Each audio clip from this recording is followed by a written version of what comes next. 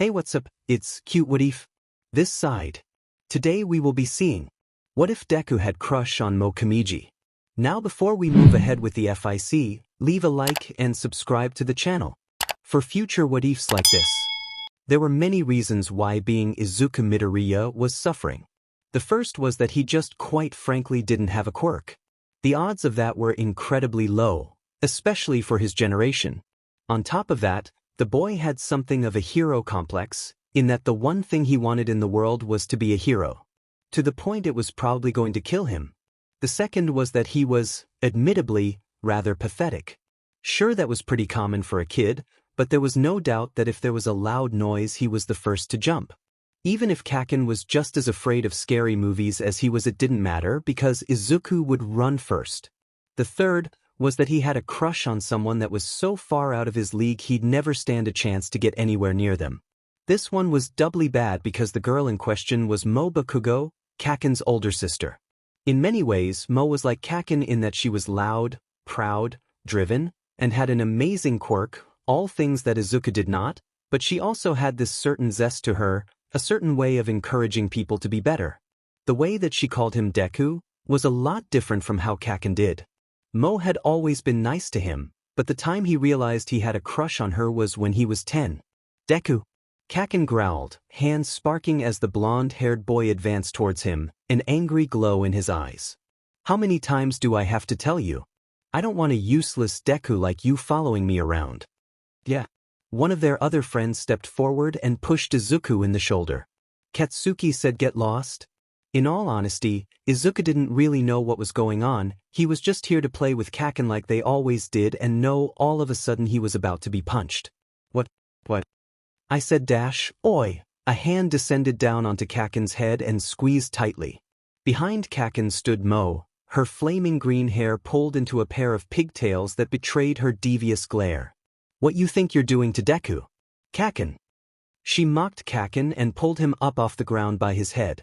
Being 13 and also desiring to be a hero, Moe was more than capable of handling Kaken with a scary amount of ease. Moe looked at Izuku and smiled. "Deku, if he ever bothers you again, just call on me and I'll kick him back into shape." "Let me go, Moe." Kaken struggled, trying to kick at his sister. The miniature explosions from Kaken's hands having no effect on Moe at all. "He's just a quirkless Deku? Yeah. And I'm telling you to knock it off, shrimp, so behave." It was a strange moment. On the one hand, he was fairly certain that he wasn't friends with Kaken anymore, but on the other hand, he realized that he liked girls. And that he really liked Moe. Something that would only get worse as they both grew up. Izuku let out a sigh. Today had been exhausting. Not only did he almost get his butt kicked by Kaken for saying he wanted to go to you too, and bringing up that Moe got into you before Kaken had, but then he almost got murdered by a slime villain, saved by All Might, learned that All Might was hurt, which was worrying, then almost died from trying to save Kaken from that same slime villain that somehow got away from All Might. And to top it all off, he even got yelled at by some pro-heroes, the police, and when he got home probably by his mother. Well, at least being grounded meant he'd have plenty of time to choose a new dream or career path to go after. Maybe something like teaching. Or like cooking. He could make toast. He was great at toast. That loud, boisterous voice was music to his ears. There was an instant effect on his entire body, sweaty palms, nervous chattering, a pounding heart, and to top it all off, a smile. Izuku looked behind him to see Moe standing there looking halfway like a thug with how her uniform was kept. Her flaming green hair was tied in a ponytail, the top button of her shirt was undone and her jacket was wide open, and she carried her book bag behind her shoulder as casual as can be. She had a wide smile that showed off her wicked sharp teeth. "Great job today." "Oh, thank you." He bowed, feeling his face flush. Why was she praising him? Did she hear about what happened today? Oh God, what if she yelled at him too? "Yeah.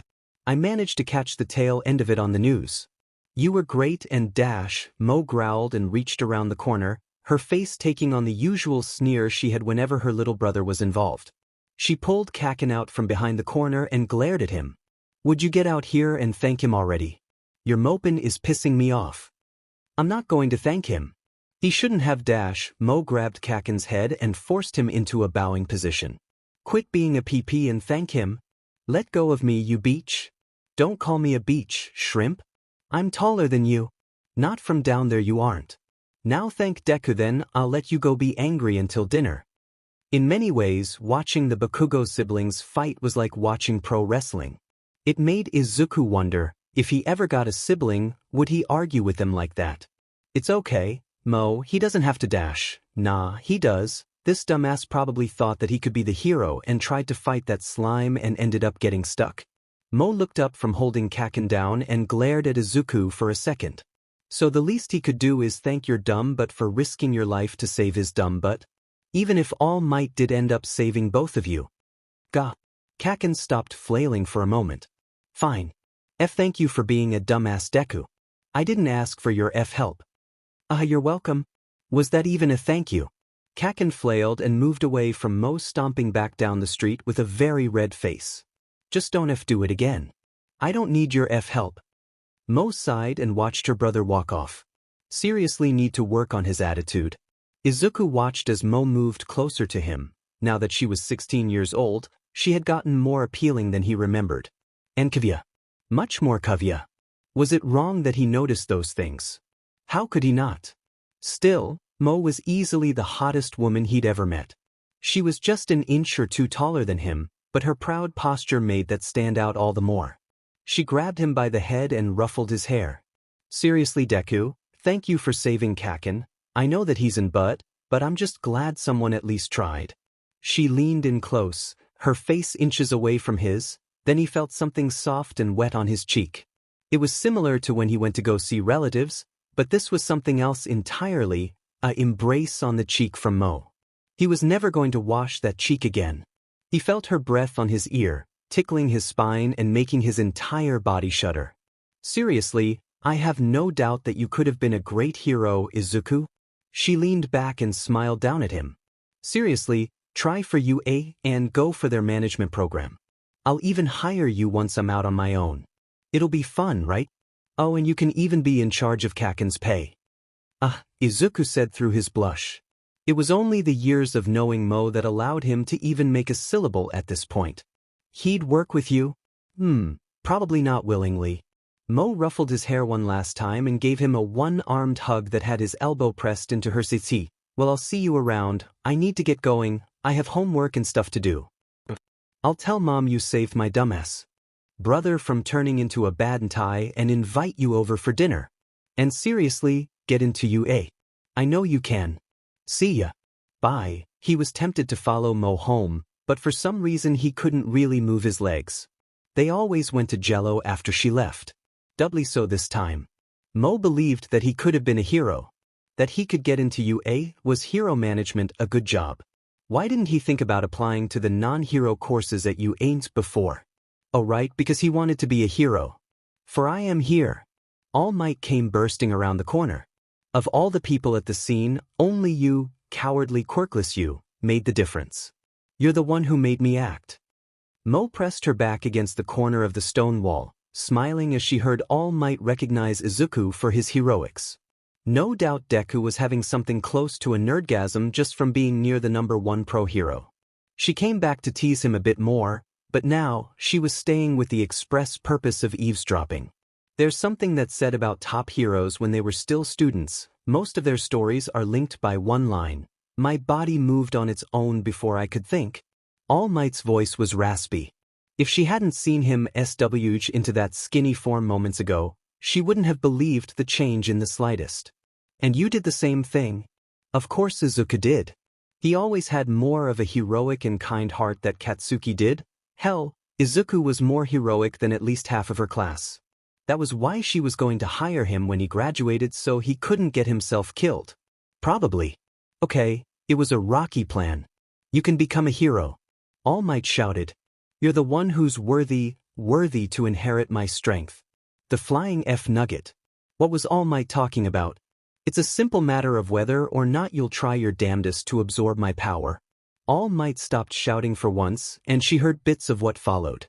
Quirk, super strength, well-timed zingers, interviews, symbol of peace, natural-born hero. Quirk, passed from one to the next. Its power to transfer power from one person to the next. And the name of that vaunted ability to which I've been entrusted is none other than One for All. More mumbling, this time from Izuku. He was always mumbling about something. I've been searching for a successor for ages. And now that I've finally come across someone I wouldn't mind giving it to.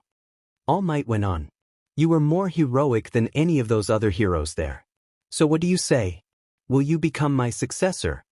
Moe clutched her bag. She didn't want to run out there and ruin things for them, but she so totally did. Would it be rude? Would she F this up for Izuku? Whatever. He needed to say yes. Come on, Izuku. It's his dream. Take it. Grab it with both hands and don't let go. She wanted to see what kind of hero Izuku could become. Yes, please. Izuku's firm, proud voice struck like thunder, somehow carrying more weight than even All Might had. All Might let out a laugh. Now there's a quick reply. Just as I expected, you rascal. Now here, meet me at Dagoba Municipal Beach Saturday at 6 a.m. Don't be late. What? To start your physical training after all? Moe felt her smile twist. There was no way she was going to miss out on this. She wasn't going to let Izuku ever think about quitting. She'd gotten bored of her morning jog route anyways. Despite April being right in the middle of spring, it was still really freaking cold before the sun rose.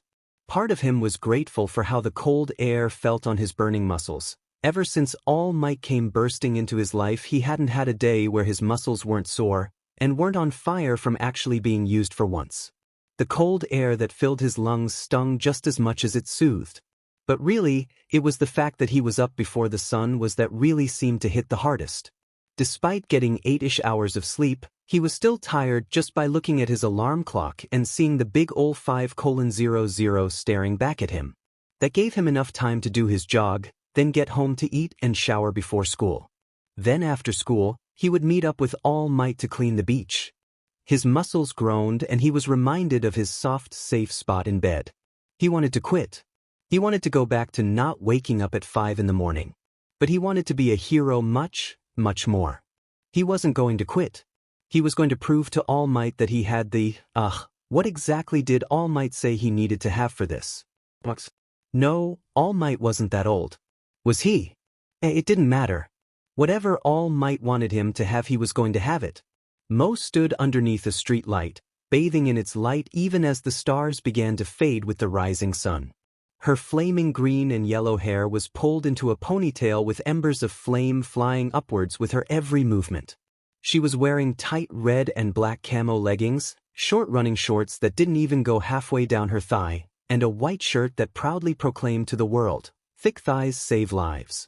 She was way too hot this early in the morning. Just looking at her made his heart beat even more, and it turned out he did have enough BLD for that certain area of his body. His breath felt hot, and he couldn't quite focus on anything beyond Moe and how amazing she looked in her casual workout clothing. Not that she didn't look good in everything, just this was a new look he wanted to memorize. Especially since she was currently stretching her leg by pulling it behind her back. Her fiery orange eyes flashed to him and her smile grew large enough to show off those wicked sharp canines of hers. She could put a wolf to shame with those. Her leg hit the ground and she walked towards him. Deku, you're up early. Her every breath let out a puff of hot air. Are you jogging too?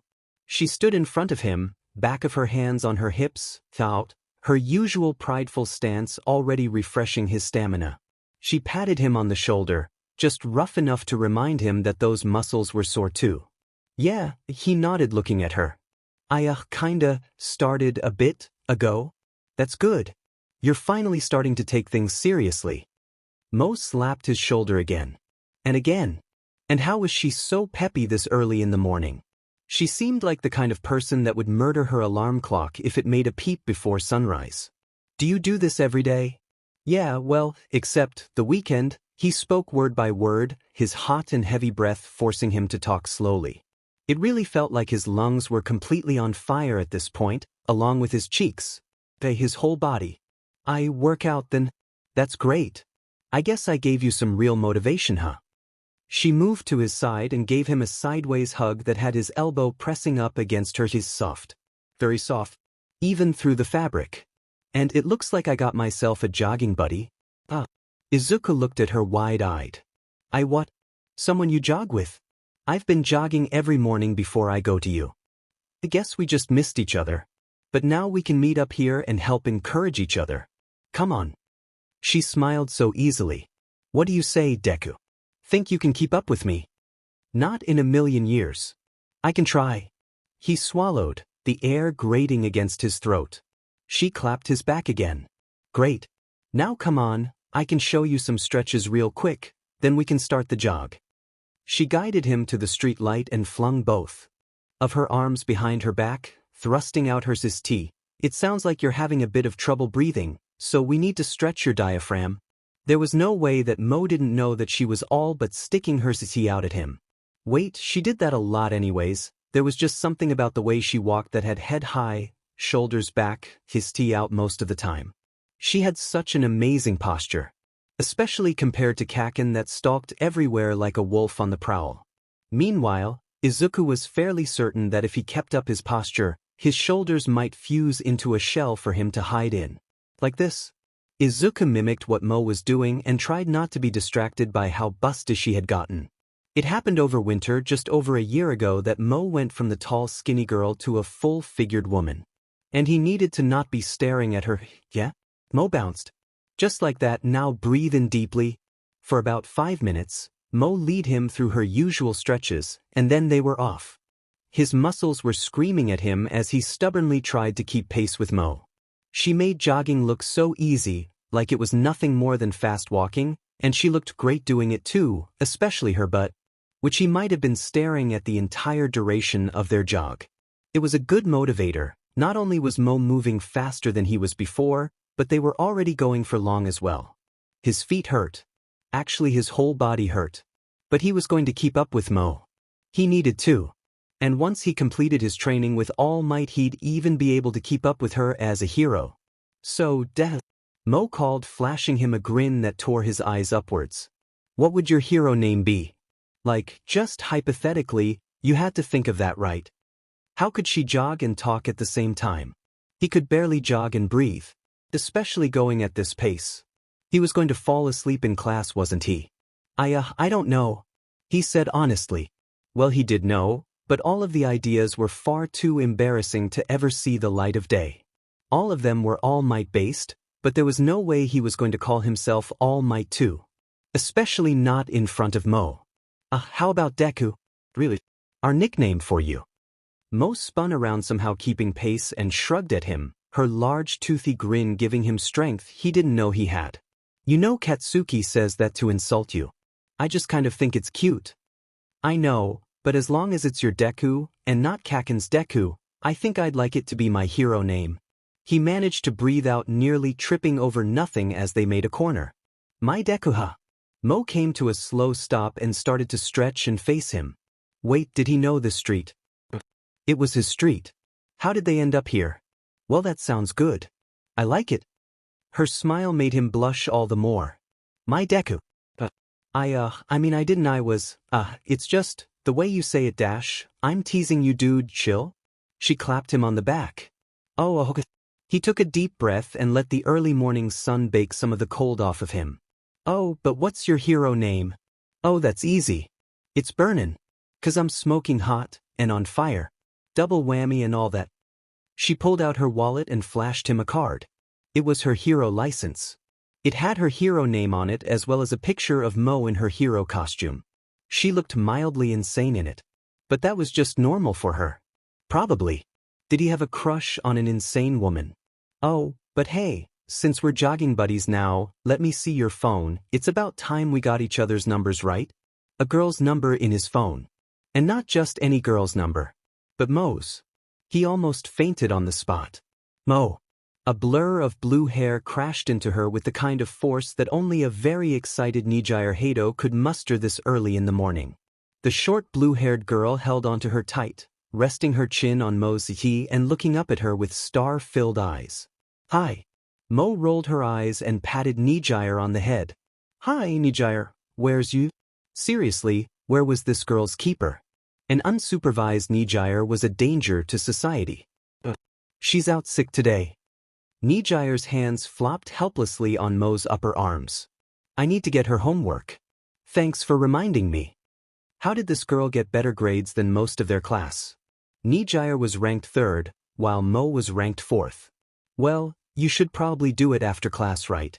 I don't think they'll let you back through the gates if you leave now. Or at least not without getting in trouble. Moe smiled. The last time Nijire had gotten locked out, she tried to fly over, only to get blasted by a net gun and was then stuck in the tree for a few hours. That was a good day. Hey, you're thinking something mean, aren't you?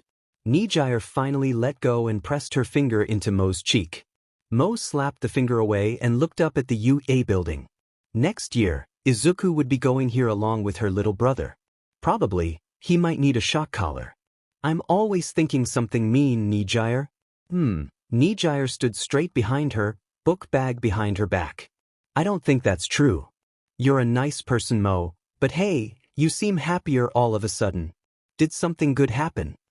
Well, she just had her first morning jog with Izuku, got his number, and found out that his hero name was going to be her version of Deku. He was her Deku. She was going to tease him a lot. Oh, Nijire was still looking at her. Oh well, it's nothing really, just discovered some interesting kids that are going to be coming to UA next year. They'll have to get through the big giant robots first though. Nijire hummed and partially skipped as they made their way to class. Still, if Moe thinks they're interesting, then I can't wait to meet all of our cute underclassmen. Moe just rolled her eyes. Nijire had no idea just how interesting Izuku was going to be with all Might's strength. She just needed to do her part to keep her Deku motivated. Now, where was Dagobah Beach again? Izuku was totally staring at her but the question was he an butt man, a melons man, a stomach man, a leg man, or a thigh man? Sure, all men were a mix of flavors. Some liked all parts equally, others were heavily stacked towards one area, and others were all over the place. Her mother claimed that her father was very much into legs. And one of the first things her brother ever looked up online was Bakunyu, also known as explosive melons. Which was pretty much just taking his favorite word and adding bub to the end of it. But so far Deku had shown a keen interest in just about everything. Which was good because Moe had just about everything. But she still wanted to know the best way to tease him. But because it was fun to make Izuku blush.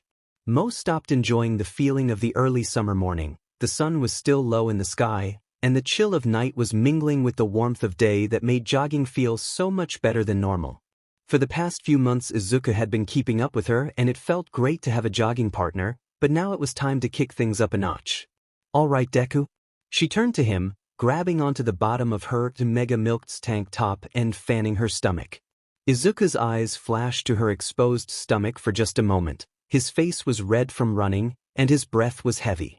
He looked spent, but maybe she could get him to go that extra bit. Further. To really go beyond. Are you ready to go plus ultra? Izuku smiled at her and came to a slow stop, his arms going slack and he took long heavy breaths. He gathered himself by placing both hands on his hips and then looking at her, then towards the long set of stairs to his right. He gave a weak smile and looked at his legs. We're going to run up that, aren't we? Totally. Now come on. She took a deep breath, stretched her arms and started up the wide section of the stairs. She stopped at one of the dozen or so flat spots on the way to the top and waved towards Izuku. Come on, keep up. You want to get into UA, right? She smiled at him, waiting for him to start up the stairs. The old Izuku, the one from a few months ago, wouldn't even be here. He would have given up on the second or third day. Maybe it was because of that big fat carrot All Might was dangling in front of him. Or maybe it was because someone was actually encouraging him for once. Either way, it was good to see him pushing himself. This Izuku took a breath and started up the stairs after her. Moe smiled, one hand on her hip as she watched him. She really wanted to see what kind of man this Izuku would turn into. And what kind of hero he could be with a quirk like All Might's. He helped her when she was struggling to understand her quirk, so it was the least she could do. Besides, she might even be able to make him into a worthwhile boyfriend. Izuku stopped on the flight above her and promptly hurled up bile into one of the planters. Or not. Deku, that stuff is supposed to stay inside of you. You alright? Every part of his body hurt. It had been since winter, got a bit better during the spring, and sucked during the summer, and now that fall was here, everything hurt even more. Not only was All Might's training ramping up slowly and steadily so that he was constantly pushing his own limits, but the extra workout with Moe in the morning was really ramping up. And as of yesterday, All Might had found out about his extra training and had even modified his plan to make him even stronger. Which was, in theory, good. But at this point lifting a pencil was a challenge. He was fairly certain he'd slept more in class than any other student at this point. So while All Might was using numbers, logic, and science to make his workout, Moe was just going at it with borderline gleeful SDSM that had both of them sweating and tired after each morning. Was it possible to get workout friend-zoned? Not that he really stood a chance with Moe as anything more than a friend. She was just kind of amazing on a whole other level. He saw her footage from the sports festival and she was amazing the way she used her quirk to, oi, Deku. This time his nickname came pouring out like a waterfall of angry Pomeranians all fighting over one slightly too big tennis ball. It was Kaken. It really was only him that called Izuku Deku during school hours. Well, Moe did, but that was different. Why couldn't Kaken be like his sister? Wait, if Kaken was a female would that make her a tsundere? Was Kaken a tsundere? Izuku poked at his lunch. It was filled with stuff that tasted tasteless, but it was also filled with vitamins and other stuff. Hey Kaken. Izuku partially looked over to his former friend, former bully, current pain in the neck, and blinked slowly at him. Can you say dumbass for me? Dumbass? Kaken crossed his arms and glared down at Izuku while one foot was planted firmly onto the side of his desk. Kaken was a tsundere. He should ask Moe what she thought. Stay the F away from my sister. Izuku looked up at Kaken and blinked slowly at him. At the moment he was just too exhausted to really be afraid at the moment, that and Moe told him to not be afraid of Kaken so he wasn't. Why? Because IFN said so nerd. Kaken took his foot off Izuku's desk and stomped forward to his own. Izuku shrugged and pulled out his phone. Moe had introduced him to a very cool texting app called Hero IM. It allowed people to register with a hero name and chat with others. There were even chat rooms, channels, and it was just pretty neat. It was how he primarily talked to Moe when he wasn't chasing after her and trying not to die. Deku, is Kaken a tsundere? Burnin, 100,000% plus ultra. But did he finally come out of the closet and say, it's not like I like your or anything dumbass? Deku, no, he just told me to stay away from you. Burnin, Orly. Before Izuku could even respond to the text, the whole class heard Kaken's phone vibrate like a demon was trying to get out. Kaken put his lunch down and grabbed his phone, stared at the number a second then glared at Izuku. It was Moe. Kaken put the phone to his ear. Sup sis? Mind your own DMN business twerp.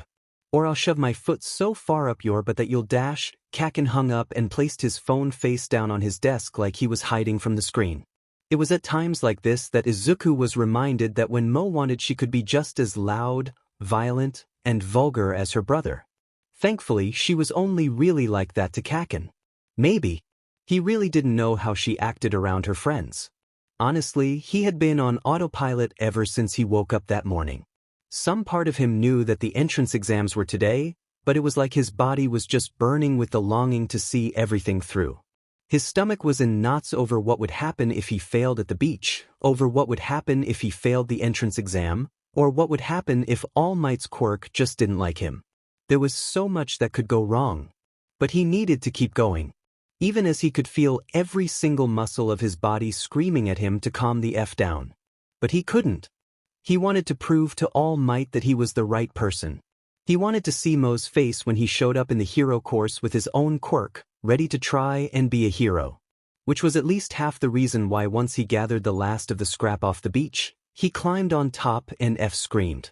Mostly because he had no idea how he got that F truck on top of that pile. And now he was falling. Right, death by falling, sounds about right. It wasn't like he could even run 10 feet with his current state. And the entrance exam was in like 5 hours. Oh well, maybe they'd name the beach after the kid that died cleaning it up. You've earned a rest. All Might's rock-solid arms caught him like a truck. All Might was smiling wider than usual and was even trembling slightly. All Might. Oh good, he didn't fall to his death. Probably, he kind of figured that All Might would be in his version of heaven. I did it. And you did an amazing job. Especially for a teenager. I honestly didn't expect you to clear the whole beach. So he did have enough energy left for his eye to twitch. All Might placed him on the ground, which was probably not the best idea, given the whole barely able to stand thing. Here, look at this. Once again it was a bit strange seeing All Might hold a phone. It was smaller than his thumb. How did he use it in his muscular form? Izuku leaned forward, not really by choice, and looked at the screen. There was a photo of him crying. That was pretty normal actually. Chances are most of his classmates could grab one of those photos off their phones. What's this? This was you 10 months ago. All Might laughed. And now look at you. You went from skin and bones to fit as a fiddle. Still have a long way to go, but now we have the foundation all set. You've become a fine vessel. Oh great. Now he was crying again. But he did it. With help. With a lot of help. I feel like I've cheated. You went so far for me, and my friends they dash. All Might slapped the tears right out of him. Quit being such a crybaby, my boy. It's time for your reward. Write the quirk. How was this going to work? Was it a ritual of some kind? Or just something All Might decided? You know what they say, right? There's a difference between something you were born with out of pure luck. All Might pulled out one of the hairs from his giant V. It was long, thick, and looked like a slightly moist ramen noodle. What was with the hair? And something you won after busting your butt for it. So puff out your sisti and be proud. This is your power earned fair and square, kid. Oh wait, he had more tears, but he wasn't going to cry again. Not in front of All Might. Now, All Might held that hair up. Eat this. All Might let out a laugh and scratched the back of his head laughing. Technically, the way you take in my DNA doesn't really matter, but time's running out. This really isn't what I had in mind. Izuku swallowed the hair and managed to keep it down despite the sour aftertaste that washed over him. He wanted to GG, he wanted to vomit. But this was the last hurdle for him. He needed to keep it down. Deku, nice muscles. Why was he hearing burning? Oh look, his heart rate could go up even higher. Seriously, prolonged exposure to his crush did not stop him from freaking out at the sound of her voice. If anything, it made things worse. So, Izuku turned to see Moe standing there dressed in a warm winter coat, her usual camo leggings visible from the waist down. Her hair was tied into a ponytail, but she didn't look like she had even started her morning jog. What happens if someone gives him a blowjob? Do they get the quirk? Izuku looked at Moe. Wait, he was already doing that. Okay, this time he was looking at her and not checking her out. Wait, she looked pretty. Damn it, he was doing that again. He then looked towards All Might, who was doing the exact same thing. Hopefully not the checking out part. Still, she did have a good point, but more importantly, what the hell was she doing here? Moe, what are you doing here? She looked genuinely surprised by the question. Right? She reached into her coat pocket and pulled out a small box. I wanted to congratulate you for getting All Might's quirk. You worked super strong for it, right? Young Midoriya. All Might grabbed into Izuku's shoulders and shook him slightly, panic washing over the pro-hero's face as he shrunk down. You didn't tell her, did you? Nah. Moe put the box in Izuku's hand and looked up at All Might. You're just like really loud and like to shout about super secret things in public places? She kind of had a point. Young lady. All Might stood sharply once again, taking on his towering form. Moe just stared up at him like she wasn't sassing the #1 pro-hero. You should know that eavesdropping is dash. Yeah, you can scold me later, #1, but don't you think we should be getting Izuku home first so he can get ready for the entrance exams? She had a very good point. You're right. Come now, young Midoriya. We can't have you be late or all this would be for naught. All Might grabbed him by the waist. And you, young lady, you're coming with me? Fine, I got some questions for you too. Izuku managed to open Moe's gift to him. It was a hero tag with a chain necklace. The tag was clear, made of a clear, strong plastic with words seemingly floating there. It read, "The effort hero, Deku. Sidekick of Burnin. You know we have the day off for the entrance exams, right?" Moe asked, trying to look around All Might's massive form as they walked through the hallway of Yuye. Why was he even here? Was he going to bribe Izuku's way in? 'Cause she was so down for that. If we're going to be hacking the school, think we can change my grades too. I'm not doing the best in English. We're not here for that. All Might looked at her, his face dark and devoid of his usual smile. It was almost scary. He sighed and beckoned her into the elevator. After making sure that Izuku had gotten home, hopefully with enough time to shower, All Might had brought her directly to Yue. It was kinda messed up that All Might's advice for using the quirk was just clenching his butt cheeks. Didn't even check to see if Izuku actually had it. This was starting to feel like Izuku was some kind of underdog protagonist. Hopefully he could beat one or two of those robots today. She had no doubt he'd be able to pass the written exam. He'd always been a smart cookie. Though now he was a smart buff cookie. Moe scratched the back of her head, her flaming hair tickling her hand ever so slightly. Good thing she didn't need a comb for her hair, the plastic ones melted. So then why are we here? Am I in trouble? Legally? No. All Might huffed. He was acting like a 7-foot-tall baby. It wasn't her fault he kept shouting secrets in public places. Seriously, he needed to learn to turn the volume down. All Might and her little brother would probably get along, at least until Katsuki swore. Personally, eavesdropping is rude. I said I was sorry, but it's not like I'm going to be telling anyone. The elevator stopped and they walked out, All Might making sure she was following him with a look over his shoulder. It's Deku's secret too now. All Might's shoulders slumped for just a moment. I see you have a point. But what exactly is your relationship with young Midoriya? Good question, one she didn't have the answer to. At least not one that she was comfortable with saying out loud. Saying he was like her little brother just left a bad taste in her mouth, and was probably an insult to both Izuku and her actual little brother. But at the same time saying he was just a friend was just not right either. But, it wasn't like All Might wanted to listen to her teenage drama bullshit. He's just my friend, I've been jogging with him pretty much every morning since he started working out. Hopefully, All Might would catch that she was being vague about something because they were both in public. Even if there weren't any students around. But didn't you hear? He's going to be my sidekick once I have my own agency. Ha! All Might gave a great laugh and stopped in front of the principal's office. I admire your moxie, young Bakugo. But still, we're going to need to have a talk in here. He opened the door and she walked in. She'd only gotten to go into Nizu's office a few times, most of the time to congratulate her, and one time because she accidentally set off the sprinkler system.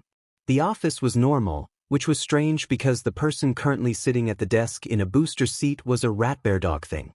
Yo, Nizu, she greeted him casually. Ah, Miss Bakugo. What a pleasant surprise, what brings you to my office? With All Might no less. Nizu hopped up from whatever he was doing and greeted her with a paw. She knows. All Might groaned and moved over to take a seat. That you're a teacher? Nizu looked between the two of them. Well, now she did. You're going to be a teacher here. Ah, right. All Might stretched and relaxed into his seat. He reverted to that skinny form she'd seen him in a few times. I'll be teaching next year. Then she knows. That you're injured? Nizu asked, shrugging. Could you not be so vague? I know that he gave his quirk to Deku this morning, and I've known that he can give his quirk to people since like April. Moe rolled her eyes and made for the seat opposite of All Might. I see. Nizu clapped his paws, sounding delighted by the prospect. He jumped and sat at the end of his desk, his little shoes tapping the wood slightly. Who's Deku? And Moe, would you mind serving the tea? She was just about to sit down. But still, one of the rules of the school is that if Nizu offers tea, it was best to just accept it. Sure thing. Deku is what she calls Izuku, the boy I told you about. All Might leaned forward in his seat, fingers interlocking in front of his face and letting out a sigh. Nizu nodded. I see, so why bring her here? I don't know what to do with her. All Might said, flexing his fingers. It would dash, nothing. Nizu clapped his hands. You should do nothing. Pardon? All Might asked. Moe returned with 3 cups of tea, placing one in front of All Might and one just barely small enough for Nizu to hold next to the principal before she took the empty seat. What do you mean do with me? You're not going to make me disappear, are you? If there was anyone that could do it, it would be All Might. And what was that about an injury earlier? Still, the fact that All Might's quirk was transferable felt like it was just the tip of the iceberg. Not me, no. All Might took the tea. Thank you. It's just that no one else was supposed to know about One for All, and the people that know about it tend to be put in danger. So even if I can trust you, it's a matter of dash. She wanted to yell at All Might for several reasons. 1, giving Deku a quirk that could be dangerous just knowing about it, and 2, for assuming that she was weak. But she wasn't her brother and knew at least 3 table manners. The first being how to sip tea angrily. Yagi, if I may. Nizu took a loud sip of his tea. Ooh, excellent tea, Moe. I might have to request you make some again. It was just hot leaf water. You're being rather selfish with this whole ordeal. Nizu said softly. All Might looked taken aback. I am. Nizu nodded. Indeed. Firstly, as young Midoriya learns to control his quirk, it would be beneficial for him to include people within his own circle, just as you have done.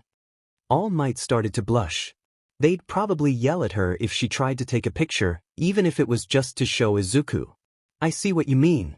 I suppose I was rather selfish in denying Izuku a support group beyond myself. It wasn't like Izuku had a lot of friends right now. But hopefully that would change now that they were in the same school. Oh, she should introduce him to Nijire. Wait, that might be a bad idea. But ultimately inevitable. Mirio would probably love Izuku as well. And you don't have to worry about me, I'm pretty strong, you know. Indeed. Moe is one of our strongest students. She's capable in many situations, even if her grades are the best. And she's wonderful at getting people fired up. Nizu kicked his little legs when he laughed and took another sip of his tea. Why, if I wasn't so concerned that her receiving One for All would start a wildfire, I would have had a strong time choosing between her and Mirio. Hey, I don't catch things on fire so often anymore. And it's why I carry a fire extinguisher on my costume. And a hate gauge just in case. All Might sighed and ran a hand through his hair. I suppose I should have more faith in the next generation. You're darn right you should. Moe felt her fangs brush against her lips as a toothy smile began to form. The crackling of flames alerted her that she was getting fired up, her hair dancing more like a fire now. Then, why was it whenever someone doubted her, she just got all kinds of fired up? We've all grown up with you as a hero, All Might, and we've all dreamed of the day when one of us would surpass you. So don't go underestimating us. Well said, Moe. Nizu slapped his legs and hopped down off of his desk. Well then, now I'm more excited than ever to nurture the next generation. Come, I believe that the practical exam is going to be starting soon. Would you care to join us, Moe? Can I press the big button to summon the 0-pointer? Nizu hummed and looked at her, a pout forming on his face. But that's my favorite part. Though, I suppose I could allow it just this once. Why did it feel like he broke his arm? And both legs? And that his face really hurt? Because he did. He literally ran around the entire course freaking out at every giant robot he saw and scored 0 points because he didn't know how to use his quirk, which was just fantastic. At least all that jogging he did with Moe made it so that he wasn't tired after all that. But the moment someone screamed because their foot was stuck in some rocks and that giant robot showed up that was worth 0 points, so naturally he jumped at it and punched it. At least he knew he could use All Might's quirk. Even if his limbs did explode slightly. He was going to need to work on that. Assuming he passed. Izuku let out a sigh and groaned under the covers. Wait, when did he get in a bed? Oh, are you awake, Deku? Izuku felt his heart kick into overdrive as he became very aware of Moe all at once. He snapped his eyes open and saw her flaming orange eyes, light green fiery hair, and her wicked sharp fangs. She was lying on the bed next to him. You're a badass, aren't you? Nervousness hit him like a rock, and he did the only thing he could think of, which apparently was to throw himself out of the bed and onto the floor.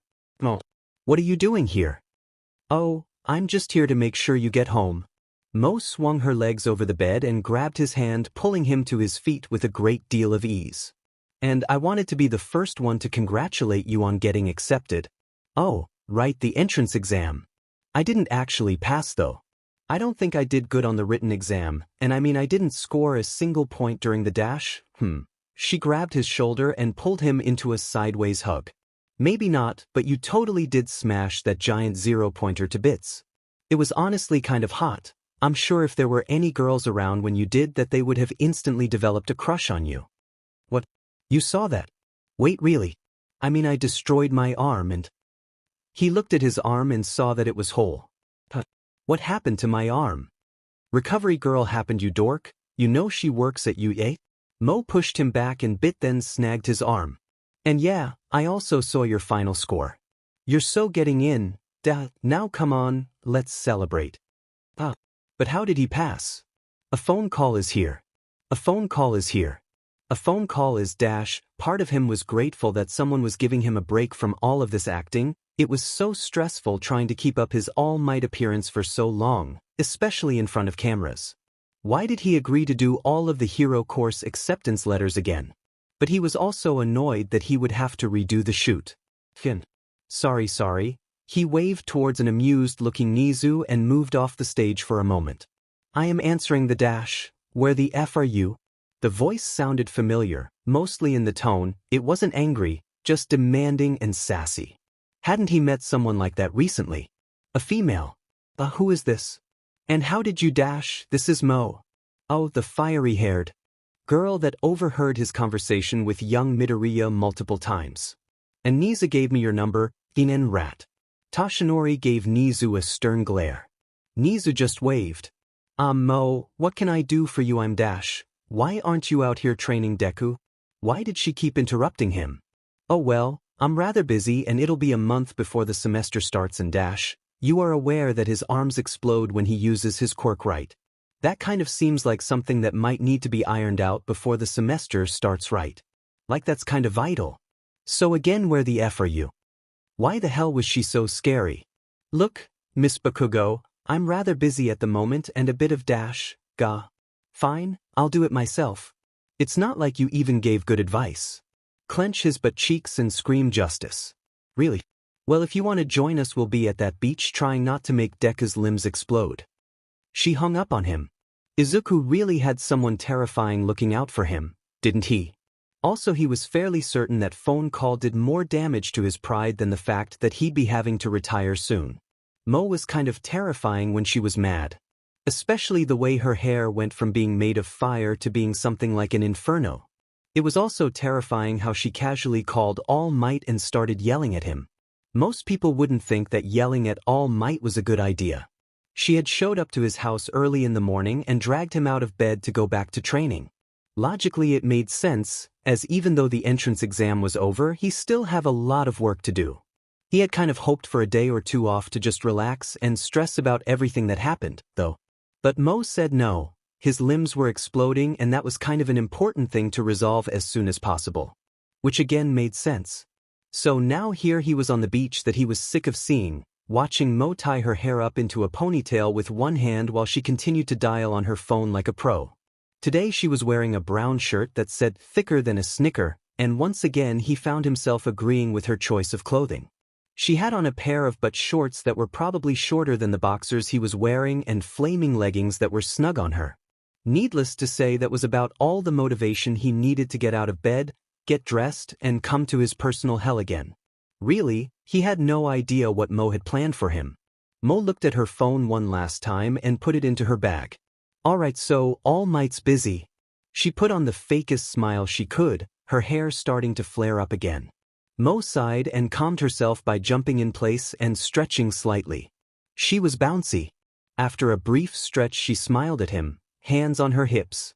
But the good news is that they should be here soon. Izuku asked, trying not to stare at any part of Moe for too long.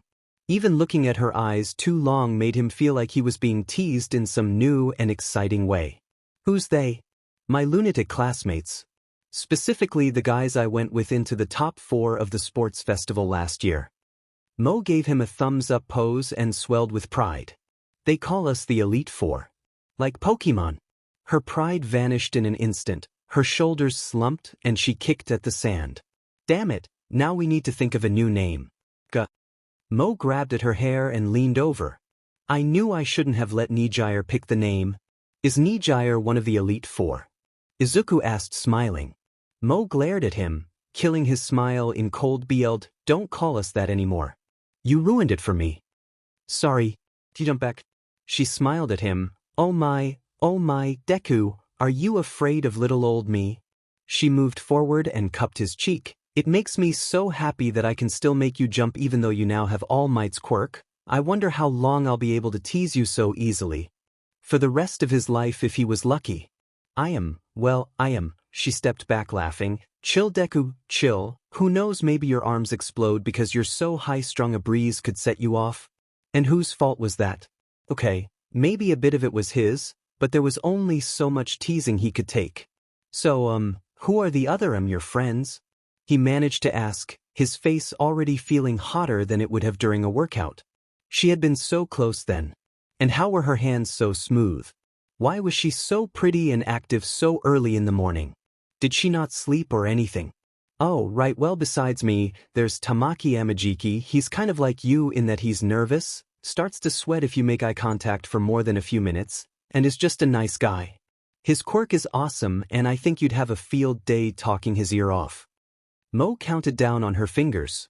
Nijire Hado is one of my best friends at UA. She asks a lot of questions, and acts like a bit of an airhead, but she's actually pretty smart. And lastly there's Dash Power. A large, blonde, muscular man without a shirt jumped off of the sidewalk and tumbled onto the beach, the motion hardly slowing him down. Sand went flying with every step he took. The blonde came to a sliding stop next to Moe and saluted her. "Oh, I am here as requested." "What happened to your shirt?" Moe looked up and down at the man, a single eyebrow raised at him. That's a good question." The blonde laughed loudly. "I know. There was an old lady crossing the street and I dash. Is this a setup to a lame joke?" "Well, I wouldn't say it's lame." Moe sighed and moved over to her bag where she pulled out a gray shirt. "You're lucky I keep a spare for you." Was this Moe's boyfriend? How was he supposed to compete with that? The guy was tall, muscular, good-looking, and could actually talk to her so easily. "Anyways, Deku, this is Mirio Togata. He's probably the strongest person in my class, and the guy that could kick All Might. Sorry, but..." Moe slapped Mirio on the back as the man put on his shirt. "Mirio, this is Deku. Wait, this is Izuku Midoriya. You should probably call him that, right?" Mirio said as he put on Moe's shirt. The gray shirt was easily large enough to fit him, but it had pink text on it that said, "These thighs don't lie." If Mirio cared or even noticed, he didn't even blink. "Nice to meet you, Izuku. I suppose you're the interesting person that Nijire has been pestering Moe about?" Moe rolled her eyes. "I am maybe." He looked at Moe. "Am I?" "Yep. Deku here is a late bloomer and his quirk has finally started to work properly."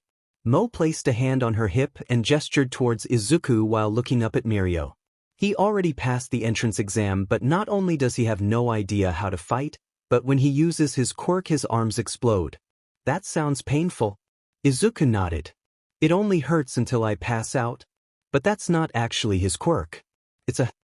Moe scratched her head, some of the flames flickering up into the sky. Izuku, you're good at quirk analysis and stuff. What would you say your quirk is, CRP? How was he supposed to explain All Might's quirk? Why was she putting this on him? "Well, it's kind of like there's all this power inside of my body, but when I use it my arm kind of breaks because there's so much of it." Mirio nodded and grabbed onto his chin, eyes closed, and he nodded a few times at whatever thoughts came into his head. "So it's a bit like the exact opposite of Nijire's problem." "You're right, I didn't think it like that." Moe slapped Mirio on the shoulder and turned to Izuku with an excited look on her face, mouth open showing off her two sharp fangs. She held that pose for a second before turning back to Mirio. "Wait, how's that supposed to help?" "It's not, it was just an observation." Mirio turned to look at Moe. "Remember how Nijire was during our first year? She didn't have enough energy and any time she used her quirk she'd pass out. She fixed it by increasing her energy, but for Izuku we have a case where there's too much energy." "That's literally what he just said." Moe face-palmed.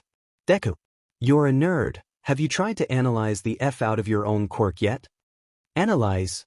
Mirio asked. "Yeah, he's really smart with quirks and stuff. I owe his brain for some of the stuff that I can do." Moe stood proudly with her tsuchi out and shoulders back. Izuku stared at them.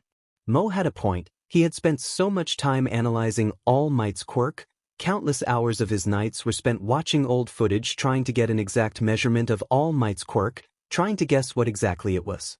But he hadn't done that since he had found out the truth about All Might's quirk. Now that it was his quirk, there was more that he knew about it.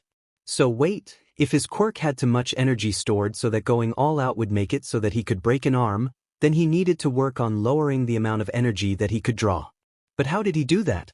All he knew about how to use it was there was a feeling, when he had to act, that made him use it. So far it hadn't been voluntary. He also used it in one massive burst, pushing everything out all at once. He looked towards the beach. A rocky outcropping was being slammed by a rough wave, the water crashing into it and then channeling back out to sea. That was it. When he used One for All during the exam, it was like a tidal wave of power washing through his body and overpowering him, making his bones break and his skin bruise. He needed it to be like a stream. A constant flow. But how? Does he always do that? Mirio asked. What? Mumble. Yeah, it's how I found out he has a crush on me. Izuku looked up at the smiling Moe and blinked slowly. I confessed like that? Nah, but now you did. Oh God, he wanted to die. Maybe if he used One for All in his brain, his head would explode. You just gotta feel it and then go wabam.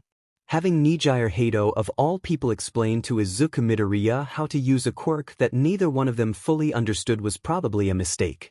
But out of all the people that Moe knew at UA, Nijire was the closest one to how she thought Izuku's new quirk worked.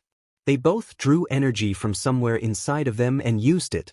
And they both had downsides, where Nijire risked passing out if she used too much of her energy. Izuku would probably explode. Whack boom! Izuku shouted, his face red as he mirrored Nijire over exaggerated movements like she was doing a blast attack out of an anime. No. It needs to be more Zabuf. Bakum. No. Moe twisted her face. She wasn't sure if she should be jealous that Izuku and Nijire were so easily able to understand each other. It only took Izuku like half a day for him to stop being a blushing mess over Nijire, and now they were both acting like best friends. Maybe she teased Izuku too much, and now he had built up an immunity to pretty girls. Which sucked. He was cute when he was blushing and stuttering. I'm surprised those two get along so well. Mirio came running up to her, still wearing that "these thighs don't lie" t-shirt she gave him. Apparently that meant they were dating. Apparently a lot of things meant that they were dating. For some reason, their entire school thought they were dating. They weren't. Mirio was gay. Big time. The only people that knew at school were herself, Nijire, and Tamaki. Yeah, well, you know how Nijire is. She can make friends with a hot-headed and frightening person like you. Mirio winked at her, placing his hands on his hips and smiling at Nijire and Izuku. Oi, I'm not that bad. Moe huffed, crossing her arms and glaring at Izuku, now doing some goofy pose with Nijire. He was twisted up like a pretzel while Nijire was just casually holding her head behind her head. Then Izuku fell. You did throw Nijire into a pit until she could fly out. And how many times did Tamaki need his stomach pumped? In all fairness, she got most of those ideas from Izuku. Well, not directly, more just inspired by him. She doubted that he would ever force Nijire into a hole. Oh, don't act like it didn't work. So do you have a plan for Izuku then? Mirio nudged her with his elbow. Considering how you haven't done anything after tricking him into confessing like that a week ago, would you drop that? I told you. She kicked at some of the sand on the beach, watching as Nijire flopped onto the sand with Izuku, probably so he wouldn't feel bad about falling over. Or to just chill. Really, it was 50-50 with her. I've known Deku's had a crush on me for years. I just wanted to tease him a bit. Besides, him confessing was a good thing. It might give him the confidence he needs to make a move or something. Probably not. She'd have to press him for that. But in the meantime, she can give him a bit of motivation. That was it. Mirio, I have a great idea. He laughed. Well, that's not good. All of Moe's friends were so amazing. Mirio had one of the most complicated quirks he'd ever seen, but it was so simplistic. It was really amazing what he was able to do with it. Even if it did end up with Mirio in various states of undress if he wasn't careful, but with some heroes like Midnight, Mirio had a bit of wiggle room in terms of decency. And then there was Nijire, who was mildly terrifying because she had no idea what personal space was. was really cute and really easy to talk to, and those really weren't reasons why he should be afraid of it. It was actually how much sense she made when she was talking complete nonsense. He hadn't actually met Tamaki yet. Apparently he was afraid of things like people, the outside, direct sunlight, and existing. Ugh, Mirio, what exactly are we doing today? It was nearing the end of March, and after several weeks of trying to use All Might's quirk without having something explode, they had succeeded in doing absolutely nothing.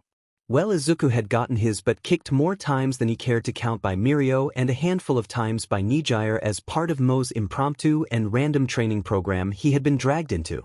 Apparently she was like this at school too, constantly motivating others to keep going like a malicious taskmaster that could make a corpse do jumping jacks. At least that's what Mirio said about her. And Izuku was inclined to agree.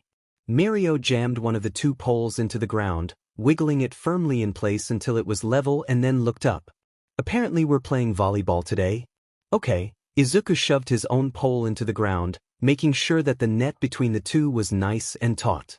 It was the weekend, but it was still early enough that the cold early morning fog still clung to the beach. Why? I don't try to understand the machinations of Moe's mind, I just roll with it. Mirio placed his hands on his hips and laughed, striking a heroic pose. Besides, a bit of fun can go a long way. I guess, I don't really even know the first thing about volleyball though.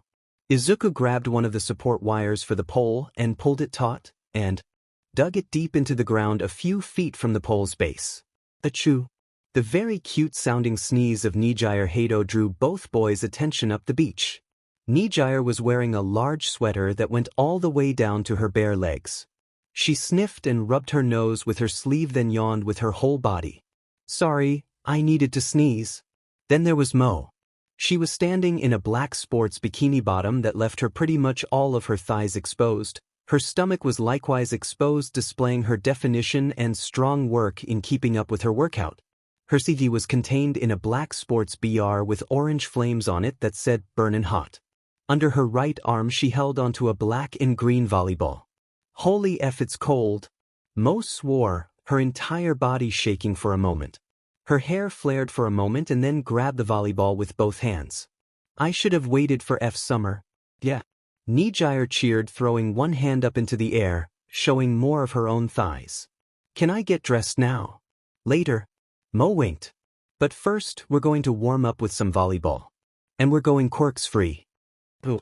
Nijire cheered again, this time with both hands up in the air, moving her sweater up just enough to show off her sky blue bikini bottom. Get ready to lose, Mirio. Haha, I think you're underestimating me and Izuku, Nijire. We're not going to go down without a fight. Mirio slapped Izuku on the back, his smile bright even against the dull fog. What?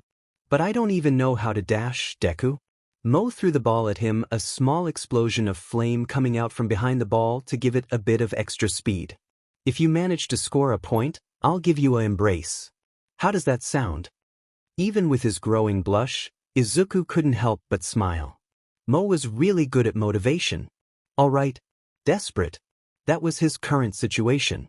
The spring sun was getting high in the sky, and so far he hadn't even scored a single point. Mirio had scored a dozen or so points on his own, but as good as Mirio was at the sport, Moe was just that much better. And Nijire was just cheating. Another blast of hot air came from Moe as she sent the ball high up into the air, high enough that its shadow vanished from the ground, right where Nijire was waiting for it. Just one single point. That was all he needed. This felt familiar.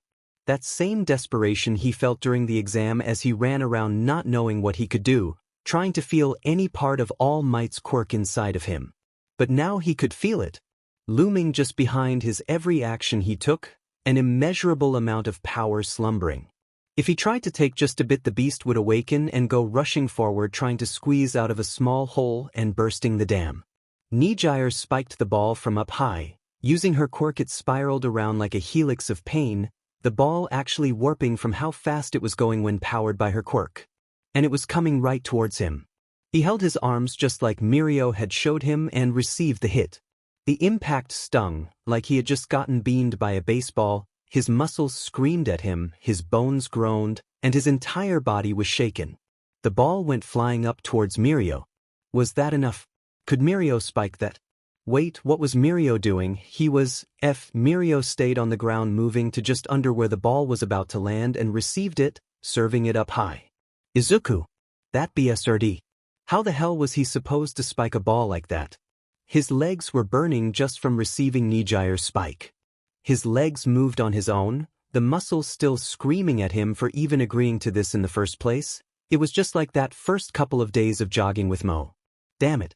He started to run, hands flying behind his back as he stared at that ball, floating in the air like the ultimate prize for him to take.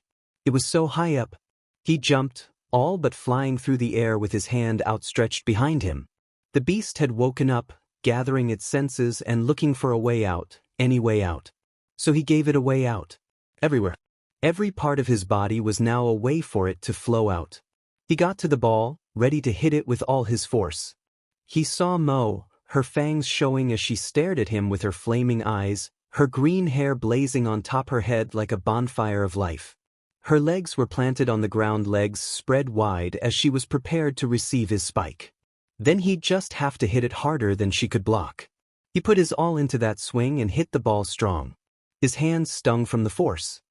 His entire body from his ears to his toes felt like he had just gotten the mother of all sunburns. He could feel his teeth. Worse was that the ball didn't land on Moe's side of the court. Instead he hit it at a bad angle, sending it out to sea. Way out to sea, and through a large wave, the water flying up and making a rainbow. But the most amazing part of it all was that his hand. It wasn't broken. Sure, it hurt like all hell, but he could still move his fingers. He landed on the sand and his felt the air forced his lungs. Everything hurt. But he had used All Might's quirk just then right. Without breaking anything. But he didn't score a point. Damn it.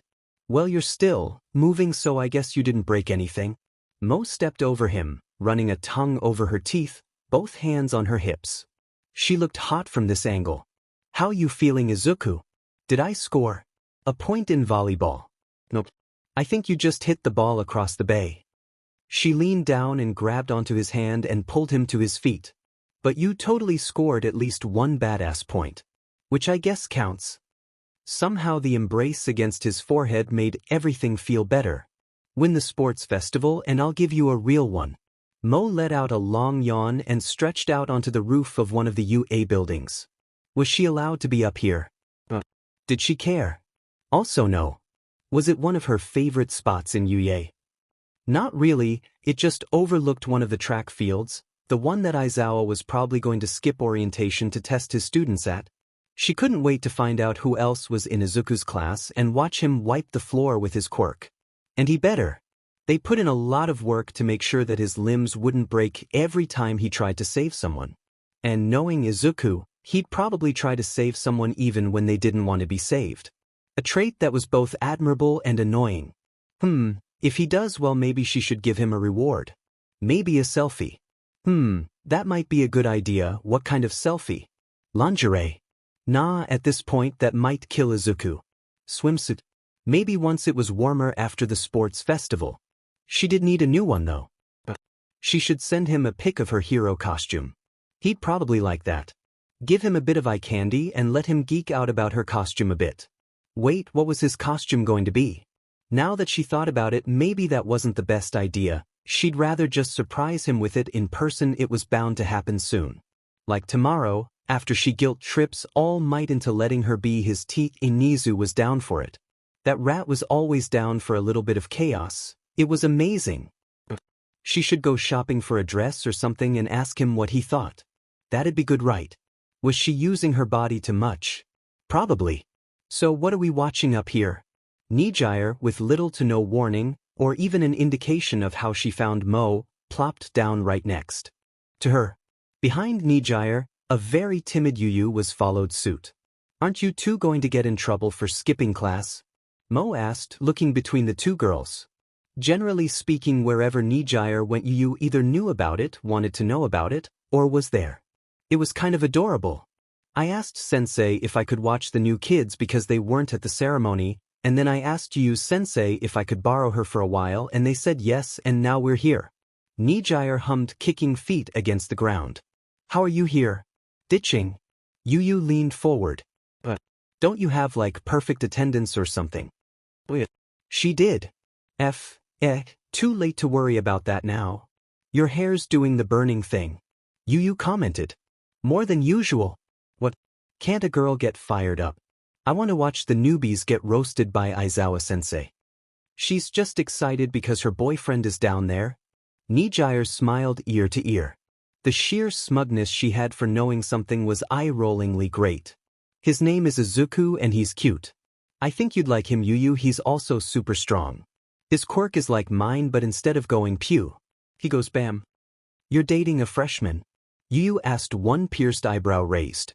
Yu had a habit of dyeing her hair frequently, like once a month if she could get away with it. Something Moe was rather jealous of. She just wished she could make her hair red, or like a kick but silver. She would look amazing with flaming silver hair. Not really, he has a crush on me, and Nijire leaned over, pressing her chin into Moe's shoulder and stared at her with wide blue eyes. But you like him too. So you're dating? Moe rolled her eyes and pushed Nijire away with a gentle but firm hand to the face. Not now, we're not. But why? Nijire said from behind Moe's hand, her arms flailing briefly. You two would be cute. Moe removed her hand and leaned back against the wall, staring up at the clouds for a moment. I think I want Deku to be a hero before he's my boyfriend, if that makes any sense. Like, I know it's weird, but as he is right now, caught between who he was and who he will be, I don't think dating him now would be a good idea. So, Yu leaned back as well, clicking her teeth and going into her judgment mode. Moe's quirk might be fire, but Yu could burn just about anyone. You're manipulating some freshman that has a crush on you into becoming your ideal boyfriend despite the fact that you like him now for some reason. Also, you can avoid being accused of going all Ara Ara on your little brother's friend, you shallow beach. How'd you know he was my little brother's friend? Moe blinked, leaning forward as she saw Class 1A making their way out onto the field. Also ouch? Yu shrugged. Just a hunch. What's Ara Ara? Nijire asked. I'll tell you when you're older. Yu patted Nijire's shoulder. You're like a month older than me. Moe leaned forward, watching carefully as Aizawa scolded his class and made the stakes clear. Beyond that, she could make out some of the kids in her brother's and Izuku's class. She knew one of them right off the bat. Shoto Todoroki, Endeavor's son. Now that was interesting. Beyond him, she recognized a few of the other students from the entrance exams, the red-haired kid that ran through robots shouting manly stuff, and the ginger-haired girl that could make her hands big. It looked like a good group of students. Between her brother, Shoto, and Izuku, there was a lot of raw firepower in there. They might even be the next top students in a year or two. But first she needed to watch Aizawa's little tests. First was the 50-meter dash. There was a guy with engines in his legs that was real quick, and some frog girl. They were pretty quick, a couple of slow runners, and then it was a 2-for-1. Kaken versus Deku. Moe leaned forward watching what would happen. How would this play out? Her brother was crafty with his quirk and would probably use it to push himself forward, but what would Izuku do? They didn't really practice anything like running with Izuku's quirk before, but All Might was pretty quick. Stilts Katsuki took off from the start line with an explosion and continued to run forward. Izuku, stunned by the blast, stumbled for a second before running after Katsuki. Maybe he'd be running faster if he was chasing her. Still, it looked pretty fast. Dimen, she should have brought her own timer. Though Aizawa looked less than pleased. But that was normal. Then it was time for the long jump, and once again her brother and Izuku were up against one another. But this time Izuku waited. Her brother took off easily, clearing the pit by pushing himself around with his explosions. Izuku squatted for a moment before he leaned forward and started to jump. It looked good, until he landed face first into the sand, less than a foot away from where he had started. That BSRD. Izuku could easily clear that pit with his quirk. But Aizawa was stopping his quirk. That had to be it. Oh, she was going to make all of his coffee decaf. She should go down there and give him a piece of her mind and then smash his face into it. Izuku started talking to Aizawa and looked actually mad. He did the whole hand swish thing and stood his ground. That was kinda hot. Oh. Nijire leaned forward. It looks like he's getting another go. Did Aizawa-sensei stop his quirk before? That was rude. He saw Deku break his arm and legs during the entrance exam. He really wanted to fail him. I kinda wanted to punch him. I'm going to pretend that he was doing that for Izuku's benefit and not just to fail him. Moe stood, crossing her arms and bracing against the wind. Part of her wanted to shout at Izuku that he could do it, but most of her wanted to see what he could do on his own. Besides, it was fun spying on him. Izuku took his spot again. She could see him concentrating on the jump, focusing on his quirk. A moment later Izuku launched forward, clearing the long jump pit, and then several of his classmates had to dodge out of the way as he went way beyond the previous furthest and continuing onward, only stopping when he landed on the grassy slope that separated the field from the buildings. Efya? Moe cheered, jumping up slightly and then quickly covered her mouth, hoping Izuku didn't see her. Whoa, so that was kind of impressive. What is his quirk? You asked. It's like All Might's. Moe pushed some of her hair behind her head, smiling down at Izuku. What? There's no way that kid is as strong as All Might. Yu probably rolled her eyes in annoyance. Nah, Moe smiled, watching Izuku dust himself off and walk forward with a slight stumble. It didn't look like he broke anything. All that training was paying off, it seemed. He's going to be stronger.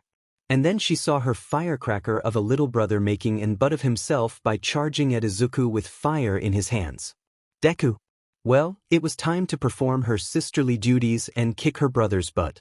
Deku. What the f? Kaken swore, charging at him using his quirk to move forward like a deranged monkey. Anger was flushed on his face and a snarl dominated his mouth.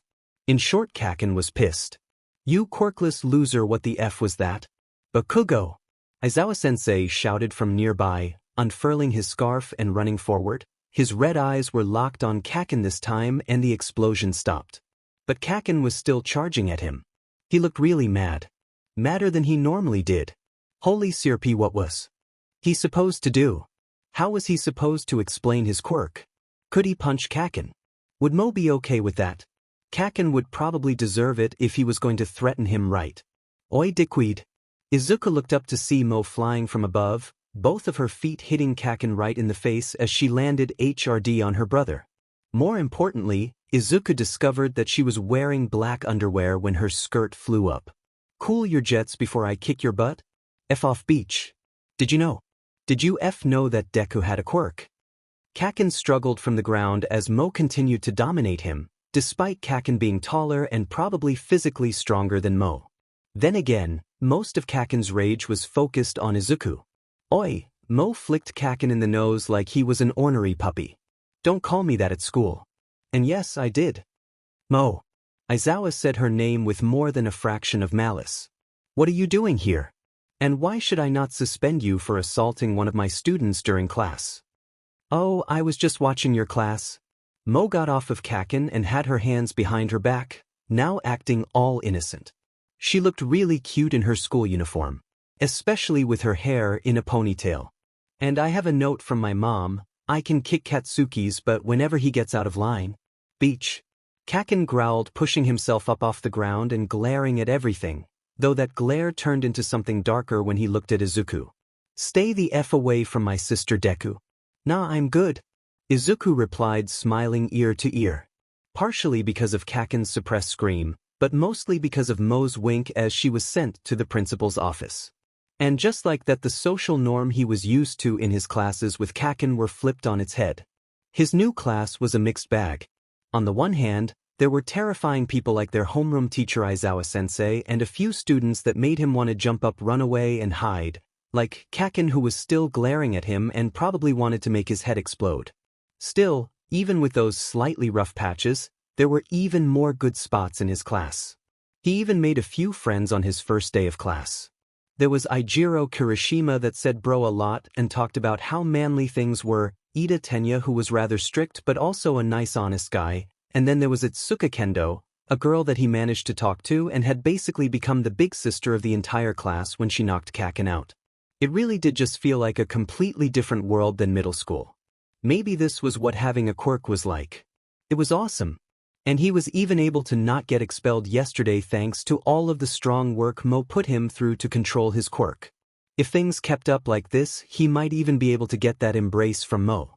Hey, Itsuka leaned in and nudged him with a finger. Why are you smiling like that, Izuku?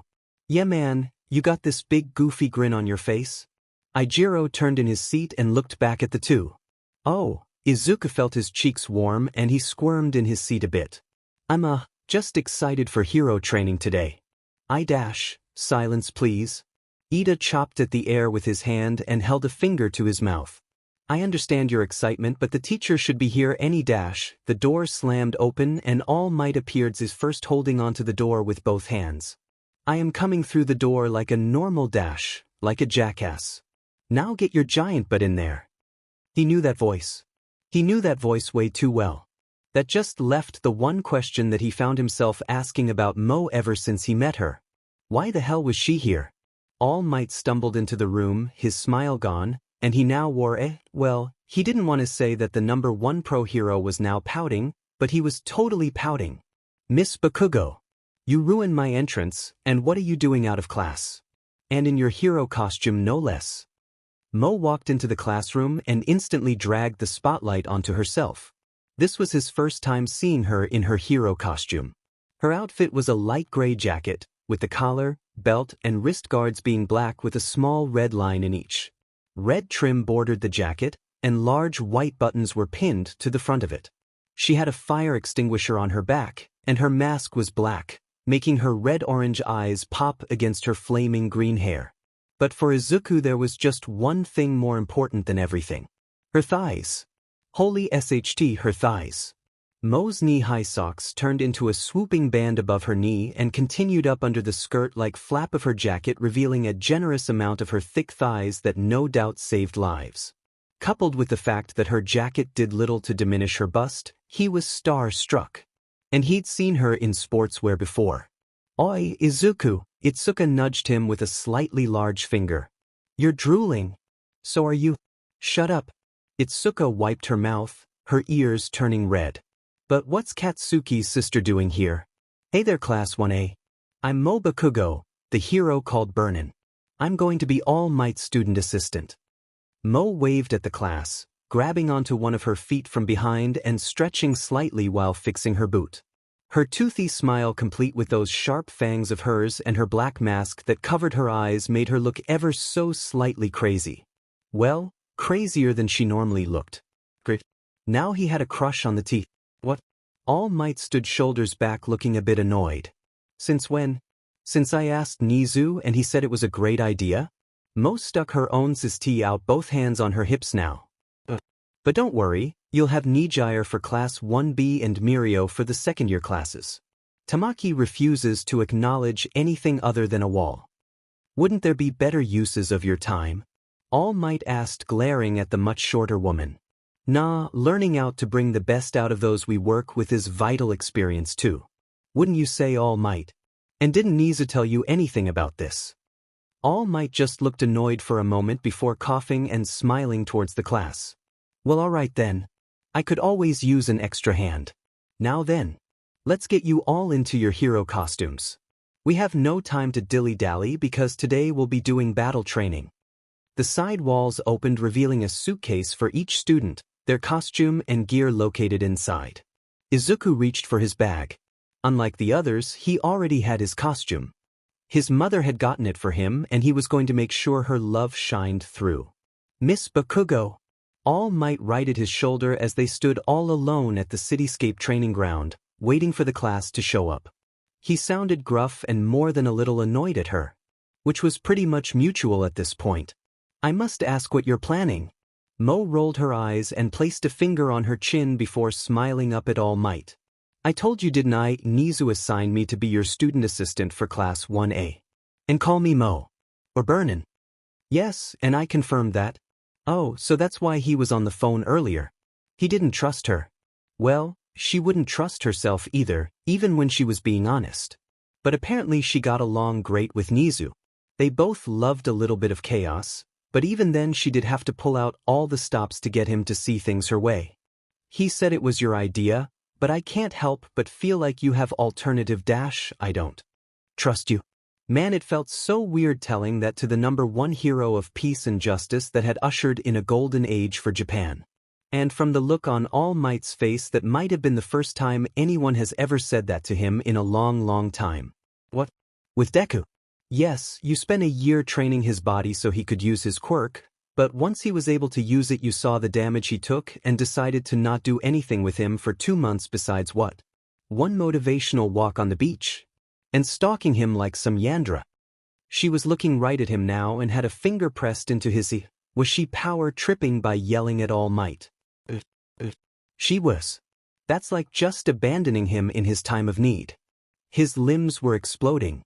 It took over a month for us to get him to use it safely, and even then it looks like he wants to scream in pain. So yes, I don't trust you to give Izuku the respect he deserves. Man, all those hours spent arguing with herself in the shower were finally paying off. Don't get me wrong, All Might. You're still an amazing person. You make everyone around you feel safe, myself included. But right now, you're dealing with people that are making the choice to throw away their safety for others. Your job isn't to make them feel safe. It's to make them feel ready. DMN. Did she really say all that? All Might stared at her for a long time, his stoic face giving her not a clue what he could possibly be thinking. Then he laughed and clapped his hand on her back. Well said, Moe. Would you believe that is the best advice for teaching I've gotten? You've changed my mind about this student assistant business. I'm going to be relying on you. On the one hand, great, now she had to worry about some other clueless idiot besides Izuku and her brother. But on the other hand, All Might said he was going to be relying on her. That was going to go straight to her ego. The students were starting to come through. She had seen the class list and had taken the time to learn what their names and quirks were. Some of them had some great costume designs too. They've already taken the first step to becoming ready. Just putting on the costume makes you want to say, I'm a hero. Now let's reaffirm that. Ida. She waved over the first of the students and smiled up at him. He was tall and fully armored. Nice costume. It has a very Tenya vibe to it. Yes. Thank you, it's based off of my brother's design. The tall man stood rigid and gave a sharp bow. Speaking of brothers, Moe spun on her heel and looked her little brother up and down. He had grenades for hands, but most of his costume looked good, a bit on the punk side mixed with a bit of elch-ar to make her question his sexuality.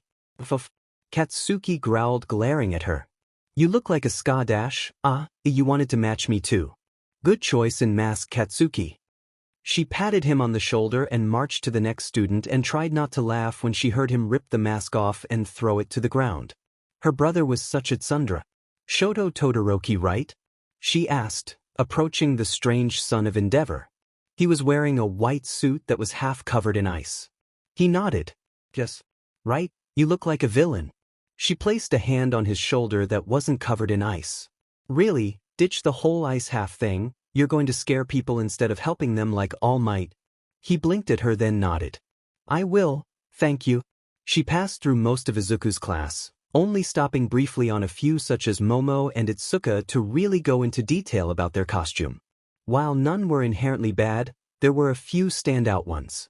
And then she saw Izuku running up in what she could only describe as a low-budget costume with homemade stitching.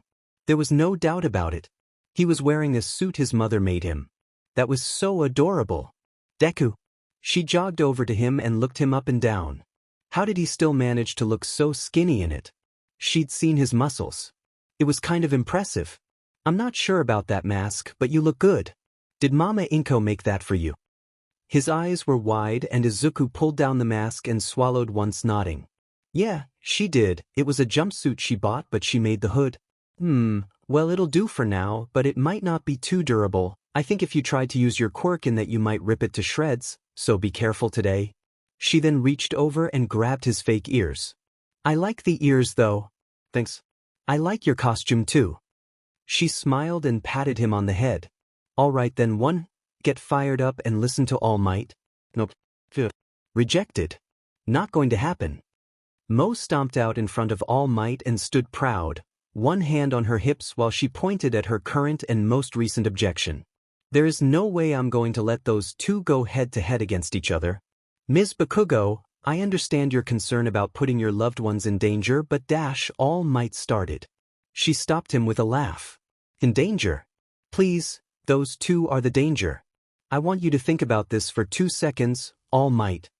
Moe moved over and ruffled her brother's hair vigorously. Sure, Katsuki squirmed and swore at her, but it was just helping her point get cemented into the ground. Here's what's going to happen if you have this idiot go up against Deku. He's going to ignore everything and find Deku, then they're both going to get F up. Like, this dumbass can't even do proper teamwork. F you beach. Katsuki swore. She was so telling Mom. Moe moved over and grabbed Deku's head. She might have been a bit more gentle, running her fingers through his hair. And this idiot would fight him, and if he's not careful his limbs will explode. And chances are he won't do proper teamwork either when he fights my dumbass little brother. Moe, Izuku whined, his blush extra cute. I try. So there is no way that having these two go head-to-head is a good idea in the slightest. Moe let go of both of their heads and walked back over to All Might. I don't care that you think random teams and random matches-ups is a good idea, but you need to step up and make corrections when SHT gets bad. F you beach, I can use teamwork? Katsuki shouted. He was taking her bait oh so well. Whoa, I see why she's she can yell at All Might. Is that even legal? She does have a point. Wait, is she really Katsuki's older sister? Huh, I'm starting to see it. Is it wrong that watching her yell at All Might turns me on? That last one came from Izuku's new, apparently very lesbian friend, Itsuka. Though Moe liked to imagine Izuku nodded along with that. All Might took a step back and looked at all the students. He then coughed. In the field, you never know who you might end up working with, so more often than not you do. That's why we make teams. Moe smiled and raised an eyebrow at All Might. I guess that doesn't apply to someone like you, but most of us are going to end up working for an agency where we'll build up a connection with other heroes. I'm not saying learning to work with others isn't important, All Might. It is. But you need to make a correction here. All Might looked like he was torn between wanting to punch something and wanting to run away. You make a valid point, Moe. Very well, I will leave the teams and the matchmaking up to you. All Might leaned in. Especially since you know more of their quirks. Maybe she should see if Nizu would be willing to pay her for this. All right then. Moe turned and made sure that her heel clicked on the ground. Now we need to figure out what to do with these two teams. Moe licked one of her sharp fangs, enjoying that small bit of pain that came with it. Izuku was paired with Itsuka, and Katsuki was paired with Momo. This should be easy, but she just needed to work her brother a bit. Since Katsuki can't work on a team, why don't F you? Katsuki stomped his foot. I can work with any of these pathetic extras. Oh. Moe smiled and watched as her brother's eyes went wide. Is that so? Blind. Sinker. Why don't we test that? You fell for that strong. Izuku muttered just loud enough for Katsuki to hear. His now very angry and very explodey teammate just turned towards Izuku, seething in what could only be considered the purest form of anger possible. Katsuki didn't so much as swear, growl, or make any real noise as he pointed a finger towards Izuku. Only the sound of his teeth grinding against one another broke the silence. Why did he get caught up in all of this? Katsuki's problem with him was Katsuki's problem, it wasn't his fault. Okay, lately he had been egging him on, but how could he not? It was so easy to set Katsuki off. He did it twice daily by breathing weirdly. So now he was stuck in a metaphorical get-along shirt by having to go up against Itsuka and Momo for their class challenge. Well, at least we're heroes. Izuku muttered, looking up at the building. He didn't know much about Momo, but Itsuka seemed to like the girl, but he wasn't sure what kind of like that was. Was it a romantic like or as friend-like, or what other likes were there? Still, Momo had placed high during Aizawa-sensei's test, and her quirk was versatile too. Then there was Itsuka. She had gotten 5th overall during the entrance exam with a good mix of villain and rescue points. And he was fairly certain that both of them were extraordinarily smart. Like scary smart. They were going to go in there and it was going to be a trap, and then they would get their asses handed to them by some combination of giant hands, glue, nets, and whatever the hell Momo was already making up there. And he was going in with he looked at Katsuki again, who just growled, a very vicious Pomeranian attack dog. You know, if we don't win this, your sister is going to say it's proof that you can't work together with others. Izuku didn't bother looking directly at Katsuki. He knew his childhood friend was likely seething at the implication. And then we'll probably end up having to be paired up again and again just so that we can learn to team up with each other, and that if we keep failing it will just get worse and worse and dash, Deku, Katsuki said in a normal voice. It was so normal it was almost scary. Shut the F up. And this was why they were going to fail. But we need to think of a plan and use teamwork, not just to win, but to actually pass. If you rush in there on your own and win, then we won't dash. Shut up. Katsuki growled, his shoulders heaving with a heavy breath. No. I know I can run in there and win this whole thing on my own. I know that you could probably pull some bullshit off too because of your F quirk, even if your F arm explodes. Then why are you being such an butt about this? Izuku asked, looking at Katsuki. Katsuki took a deep sigh and seemed to calm himself down. Well, as calm as Katsuki could get when he was pissed off to one extreme or another. Because I'm not sure what I hate more, working with you or having my sister be right about something. Ah, so you're trying to think of a way to not actually work with me and prove Moe wrong? Katsuki nodded. He was glaring down at the concrete pathway that separated them from the building.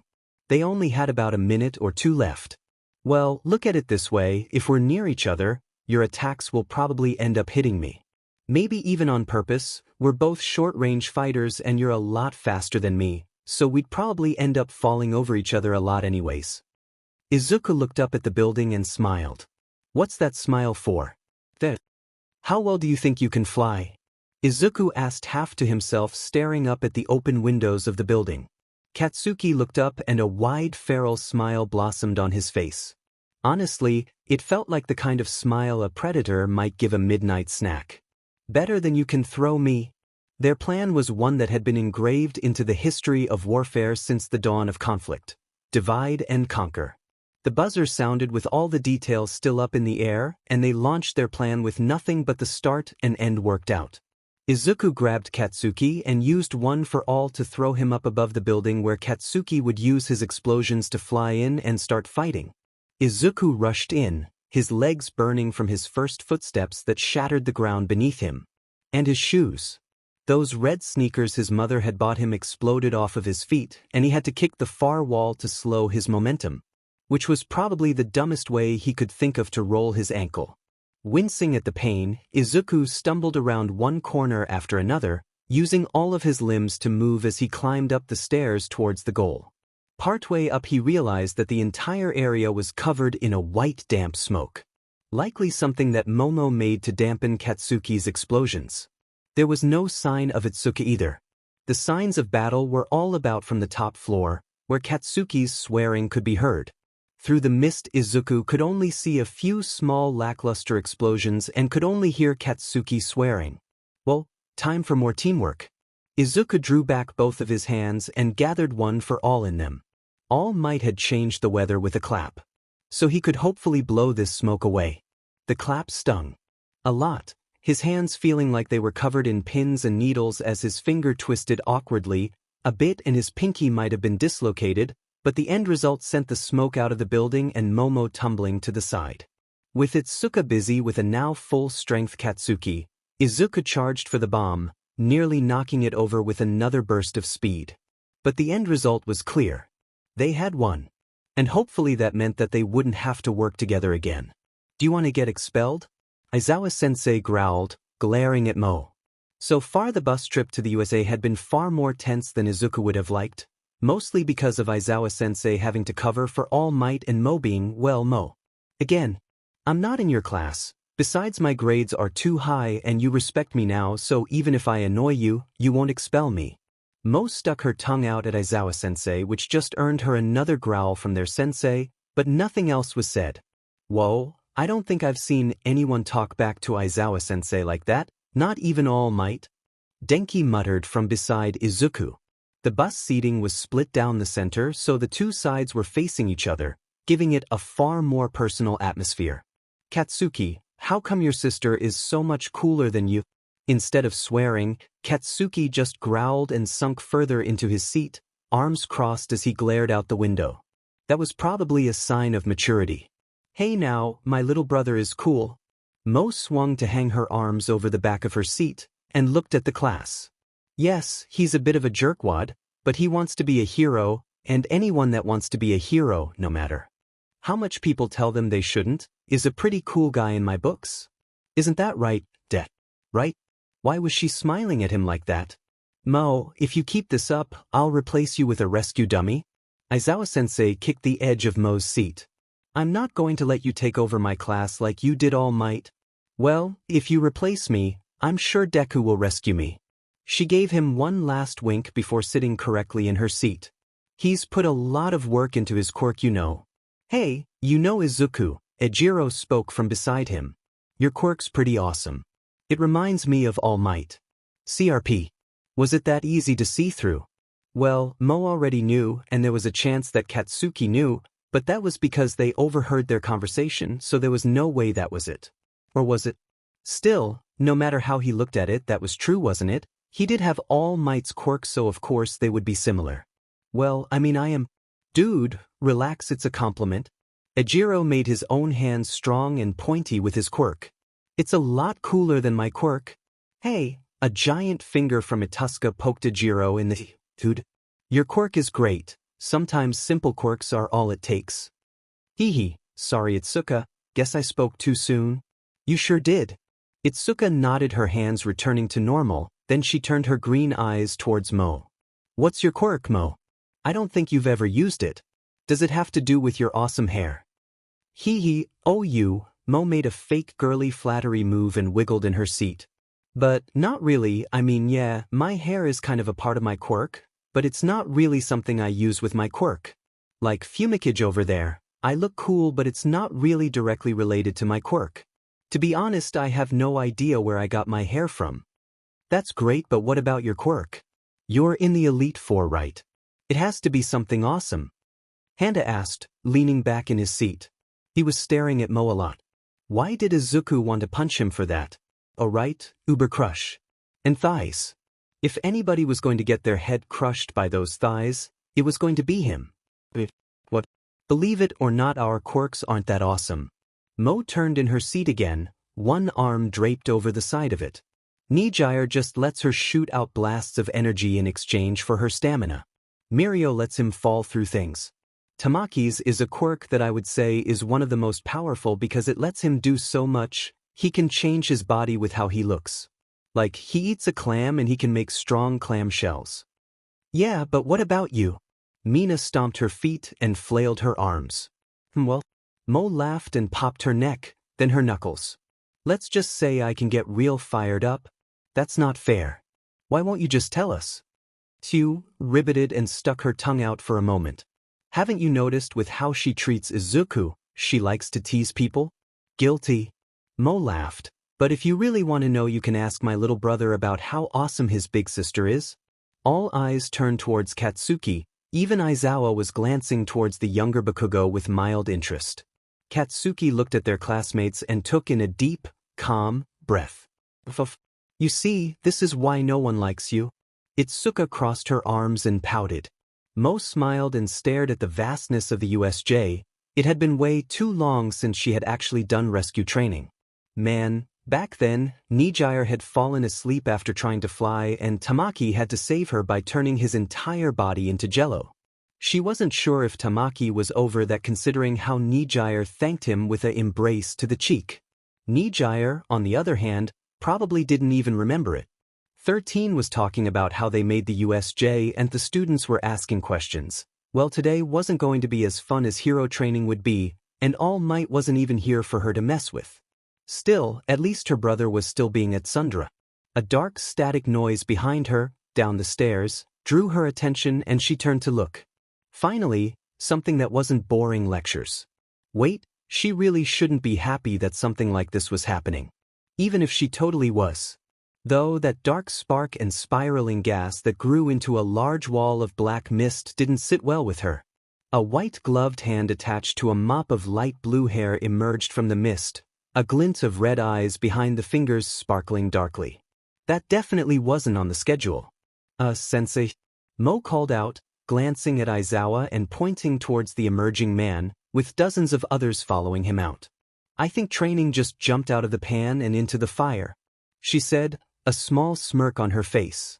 An audible smack could be heard from behind Izuku, Katsuki face-palming strong enough to make his face red. Permission to turn up the heat. XXX Tamura observed from the back of the crowd, watching the teachers up the stairs. Someone was missing. Where's All Might? Our information said that he'd be here. Tamura scratched his neck softly, the annoyance of incomplete data starting to get to him. He glared up the stairs. 2 teachers and someone else. Not quite tall enough to be a teacher, but taller than the students. Well, it's no matter. Even if we can't break his body, we can still break his spirit, he said, a malicious grin crossing his face. Villain Vanguard Squad, attack. XXX, it would be a wasted effort for me to order you to stay put, wouldn't it? Aizawa asked Moe, as he regarded the people flooding into the arena below them. I mean, I'd hear you, but like hell I'm sitting this one out. Besides, I do have my license, so technically, I can't get in trouble for helping. Moe said, almost boastfully, throwing her hands wide behind her. Fine. Just keep up. Aizawa said, tensing for the jump down the stairs, and pulled out his scarf. She glanced back at Izuku, and made sure to give him an oh-so-obvious wink, if only so that his classmates would tease him for it later. Now, take a good look. This is how the pros work. She channeled the heat inside her out through her palms and released the built-up pressure, a huge blast of steam launching her up and forward like a rocket. Man, how cool is that? Ijiro said in awe, watching Moe dive towards the villains, her palms and feet igniting on the way down. A tremendous explosion and quaking shook the stairs as Moe hit the ground like a meteor, sending a dozen of the villains flying, cracking the concrete with her impact. Hey Aizawa, what was that about keeping up? She said over her shoulder at Aizawa, just now getting to the bottom of the stairs. She heard the audible sigh from the exasperated teacher, and gave a chuckle before launching into a steam-powered spin, slamming her emblazoned feet into the thick hide of one of the heteromorphic villains, hitting him strong enough to send him careening into the wall of one of the far-off domes. Thanks for flying with us. We hope you enjoyed your trip on Burnin Air. She called out as the dome crumbled from the impact. Another dumbass was sent flying into the ground with a powerful blast of heat right to the face. He started to scream. Oh come on, that's just like a really bad sunburn, I'm sure you'll be fine. Well maybe. If this was all there was, she might not even have to kick it up a notch. Hell, her brother's class could probably take these mooks. Or at least they could have if a giant black fist hadn't just slammed into her stomach. XXX, this wasn't right. Some fiery beach was tossing aside his cannon fodder around like, well, cannon fodder. But she was doing too fast, barely slowing down as she moved from one opponent to the next, her attacks releasing more steam and fire as she hit and jumped. He watched her jump and knock over at least 20 of his team, the itching on his neck getting even more irritating. Finally, after she had knocked out one of their biggest heavy hitters, he made up his mind. Nomu, take her out. She's too much trouble. Tamura said to the hulking black monstrosity next to him. There was a growl of acknowledgement, and the monster moved in a burst of speed. XXX, breathe. Just breathe, damn it. Her diaphragm was obviously on vacation now. She'd probably have one hell of a nasty bruise. And at least one rib wasn't where it should be. Hot air expands. Forcing her heat inward, she forced her ZZ to expand, taking in that first sharp breath that kick-started the whole system. That son of a beach. She pushed upwards, taking stock of her body. Nothing but a rib or two was actually broken. She had managed to cushion the blow with another blast of hot air. No doubt Recovery Girl would have a hissy fit if she tried to fight with a broken rib. But she could deal with that later. More importantly, how was the fight? Most of the mooks had been scattered, and that big hulking black bird-brained son of a beach that had blindsided her was currently manhandling Aizawa-sensei. His arm was bent in a funny way, but he was still struggling. That was good. And it looked like that blue-haired jerk was walking towards Aizawa. He must be the boss. Time to see how he liked a sneak attack. What the hell was that whistling? It sounded like a DMNT pot being left on the stove for way too long. How was he supposed to deal with this annoying Eraserhead with such a stupid noise hanging around? It was even Rose than when the audio was freaking out on his games. Juge, what was it? Tamura. He looked up just in time to see her appear right in front of him. Her fists cloaked in fire, her feet a jet of flame shooting out from her now bare feet. Time seemed to slow as he watched this woman glare at him. Her eyes were naught but burning coals of fury. Only one thought came to his mind as he watched the flame from her foot grow in intensity. Why the F was it so hot? He understood what that whistling was now. It was her jets. Hot air rushed over him, making his eyes water, and he had prepared for his game over.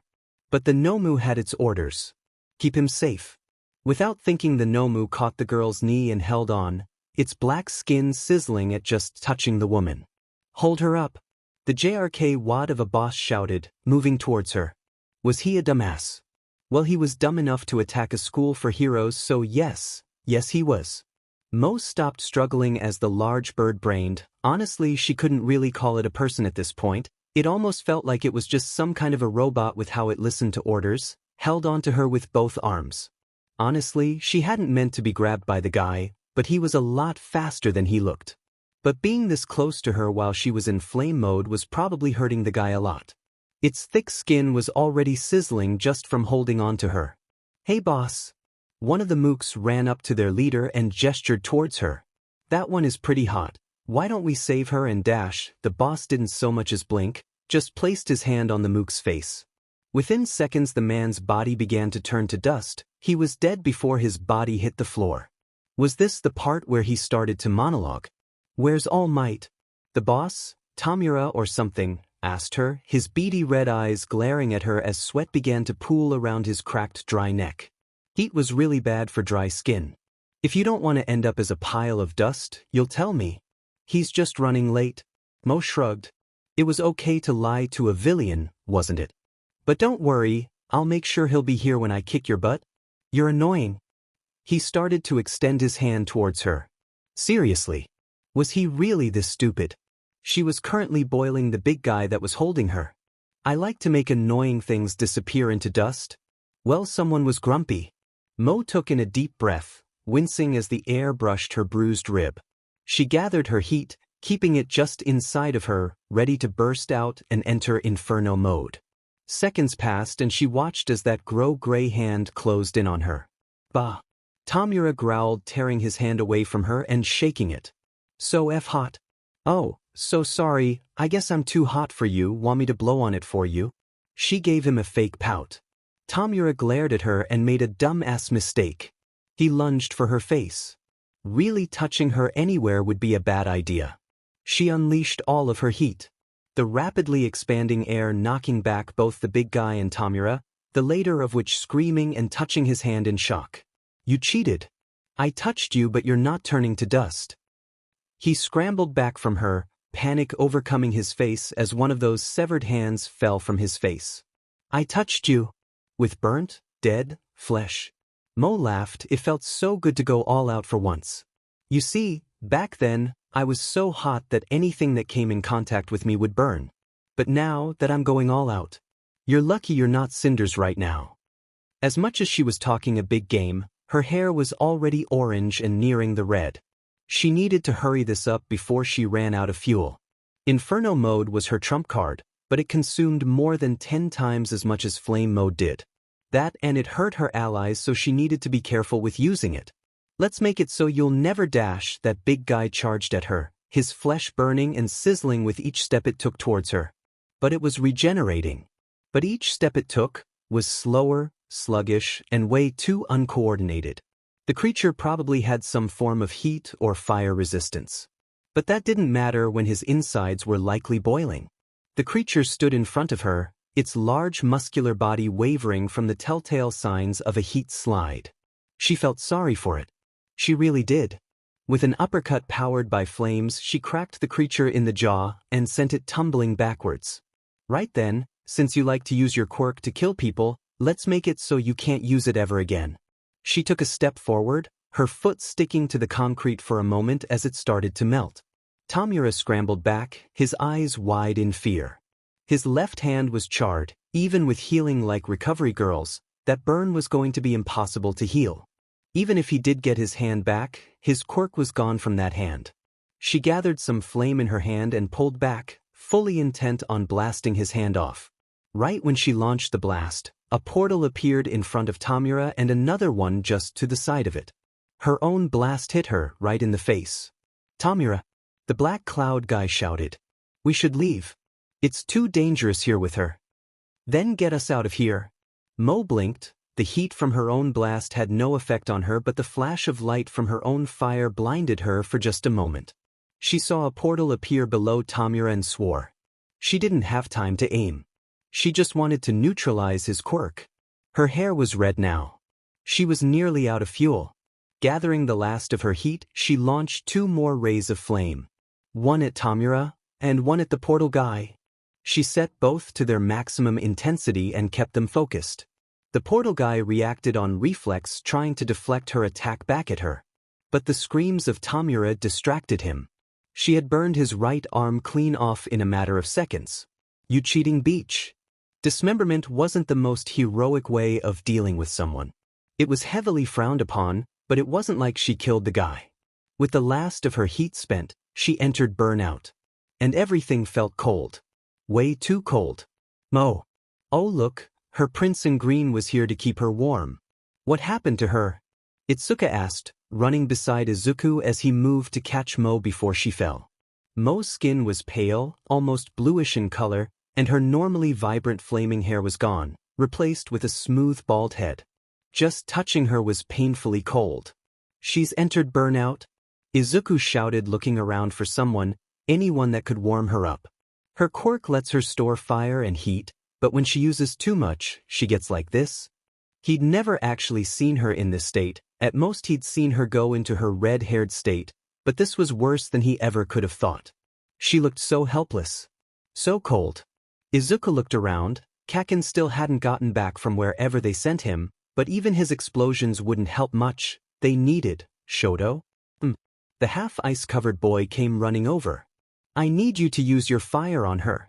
Izuku helped set Moe down, her entire body shivering from the cold. Shoto nodded and kneeled down. A small flame in his hand. Okay. Was that it? That wasn't anywhere near enough. You need to go all out on her. She absorbs fire, Shoto, so she'll be okay. You can't burn her. Shoto looked at him for a moment. But I don't like using that side of my dash, look. Izuku grabbed him and pointed at Moe. She's suffering and you can end that suffering, but you're not. It doesn't matter why you don't like using that side of your quirk. You want to be a hero, right? So use all of your quirk to help people. Shoto blinked. And nodded. It's strong to do that with you grabbing onto me. Sorry. Izuku muttered and took a step back. Flame burst out from Shoto's hand and engulfed Moe. Instead of spreading out like a wave around it, condensed in on her. None of the flame going to waste as life began to return to Moe. Her hair sparked to life once again, taking on a red hue. A minute of constant fire passed and Moe finally stood up, her hair now an orangish color. Alright, Shoto, you're going to be my second sidekick after Izuku? Well, at least she was still the same. Come over. I'm bored. No one is home. There was so much to unpack in the text message that Izuku had a strong time thinking about anything beyond what it could possibly mean. Sure, baseline, it was pretty simple. Moe wasn't supposed to be walking around for a few weeks because of her injuries, and she was bored, so she wanted him to come keep her company. And no one else was home. Technically, he shouldn't have anything to worry about. But there was a lot to unpack there. A lot. Why him? Why was she calling him over? Were all her other friends busy? Was he the first one she texted? Why was her family not home? Why was that important? What were they going to do? How long should he stay? What should he say? What should he wear? Should he text her when he left? Should he keep texting her on his way over? How loud should he knock? Should he use the doorbell? Should he text her to let her know that he was here? Deku. Moe tossed open the front door and smiled at him ear to ear. Her hair was back to its normal greenish-yellow tone and was down for once, falling free past her shoulders. She balanced on one bare foot, her long legs and thick thighs entirely exposed to him as her light green shorts could barely be called that. Her right foot, clad in a white cast, dangled off the ground behind her. She balanced, placing one hand on the wall. I'm so happy you're here. You are. He looked at her white and blue shirt, The words, mega milk, being strained around her large bountiful melons made him twitch. Especially because Moe wasn't wearing a BR right now. He had known Moe for a while, and he had stared at her enough to know how her clothed melons looked when she was wearing what kind of BR. The shape, the sway, the way they distorted the shirt, she was braless. What the F did that mean? Yeah, I still haven't thanked you for getting Shoto to warm me up back then. Besides, don't you think it's time we had some quality one-on-one time? She hopped on her good foot and turned around. Come on, let's watch a movie and chat or something. HT, I'm so not used to being stuck inside like this. I'm getting all kinds of antsy. He followed after her, making sure to take his shoes off and close the door behind him, partially captivated by watching Moe maneuver with one foot. She was still as athletic and fast as always, and she seemed to be incredibly cheerful. So, why are you alone? Well, it's our parents' anniversary, so they're out on a second honeymoon, and Katsuki got annoyed that I kept asking him to do stuff, so he decided to go camping. He went with that red-haired boy, Ijiro. The guy with the hardening quirk. Moe snapped her fingers and flopped down onto the large couch that sat in the living room. The table had several snacks on it already, and Moe's phone was resting on the ground beside a bottle of tea.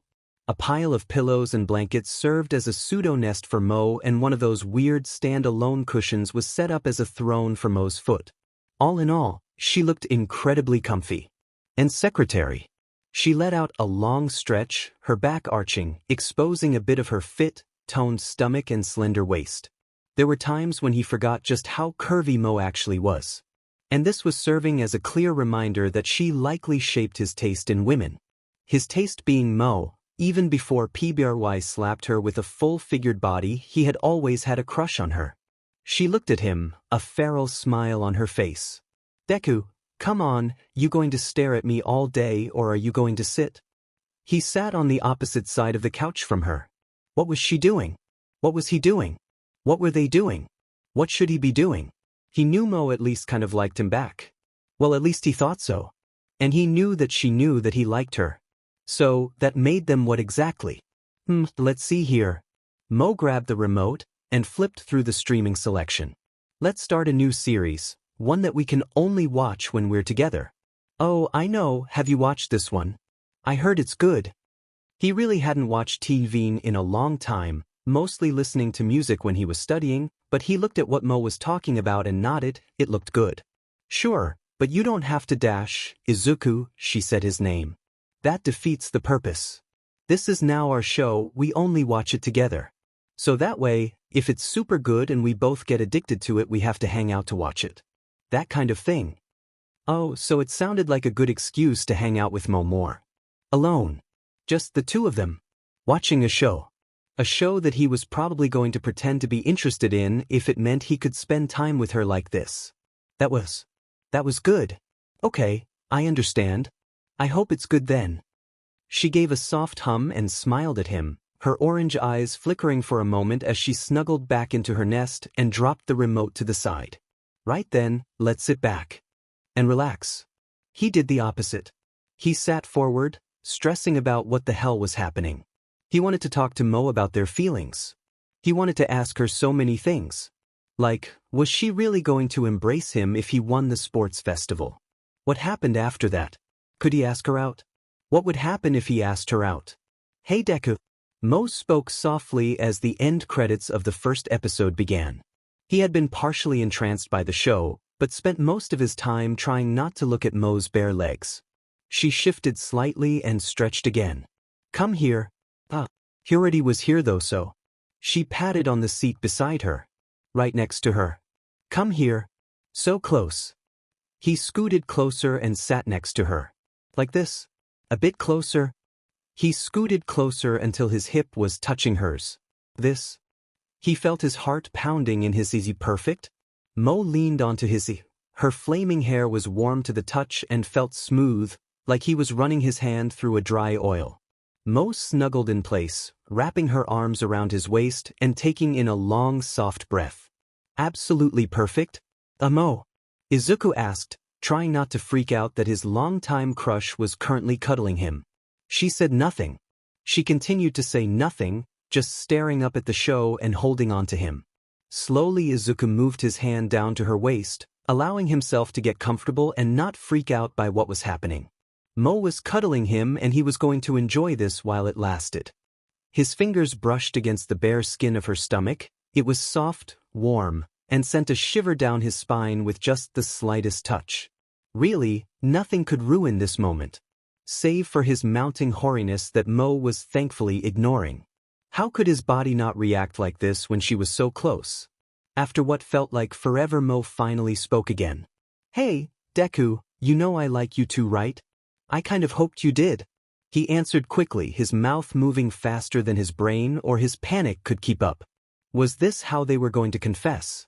"I mean, you kept teasing me, but you only teased me, so I kind of hoped." It was another minute before Moe spoke up again, her hand moving to grab his. "You know, there's actually not that much of an age difference between us. I'm 17 now, and you're going to turn 16 in just over a month. So I'm only like a year and a half older than you." "Yeah, I know." Izuku swallowed, feeling his fingers get entwined with Moe's, her slow, steady breathing making him relax. "So, why do you think I've been waiting?" She glanced up at him for a moment. The fire was gone in her eyes, replaced by something calmer, just pure honesty radiating from her. Her soft lips parted slightly, her cheek pressed into his and her grip on his hand tightened ever so slightly. She was like a snake ready to strike. Then she relaxed, resuming her previous position, though the feelings remained. "Why do you think I haven't pounced on you already? Why do you think I set goals for you, using your feelings for me to push you forward? Because you care?" He half asked, half answered. "I mean, you're always trying to push me forward, you've always encouraged me, you were the first person that told me I could become a hero. You've always been so amazing, I thought you just wanted to see me succeed." She let out a soft, tender laugh and moved off of his ear. The fire was back in her eyes, and she let go of his hand, instead, leaning over him, her hands pressed into the couch behind him, pinning him in place. "I'm not so selfless, Izuku. A lot of what I did was selfish. I want you to have big muscles. I wanted you to become a hero, in part, because yes, that was what you wanted, but even then it was a selfish longing. I want to know what kind of a man you'll become, Deku." She twisted her head to the side, eyes locked on his, her breath burning with longing. "So, even knowing that I've been manipulating you into becoming what I want, do you still like me?" He swallowed, his hand was on her hip, thumb at the edge of her shorts and her waist.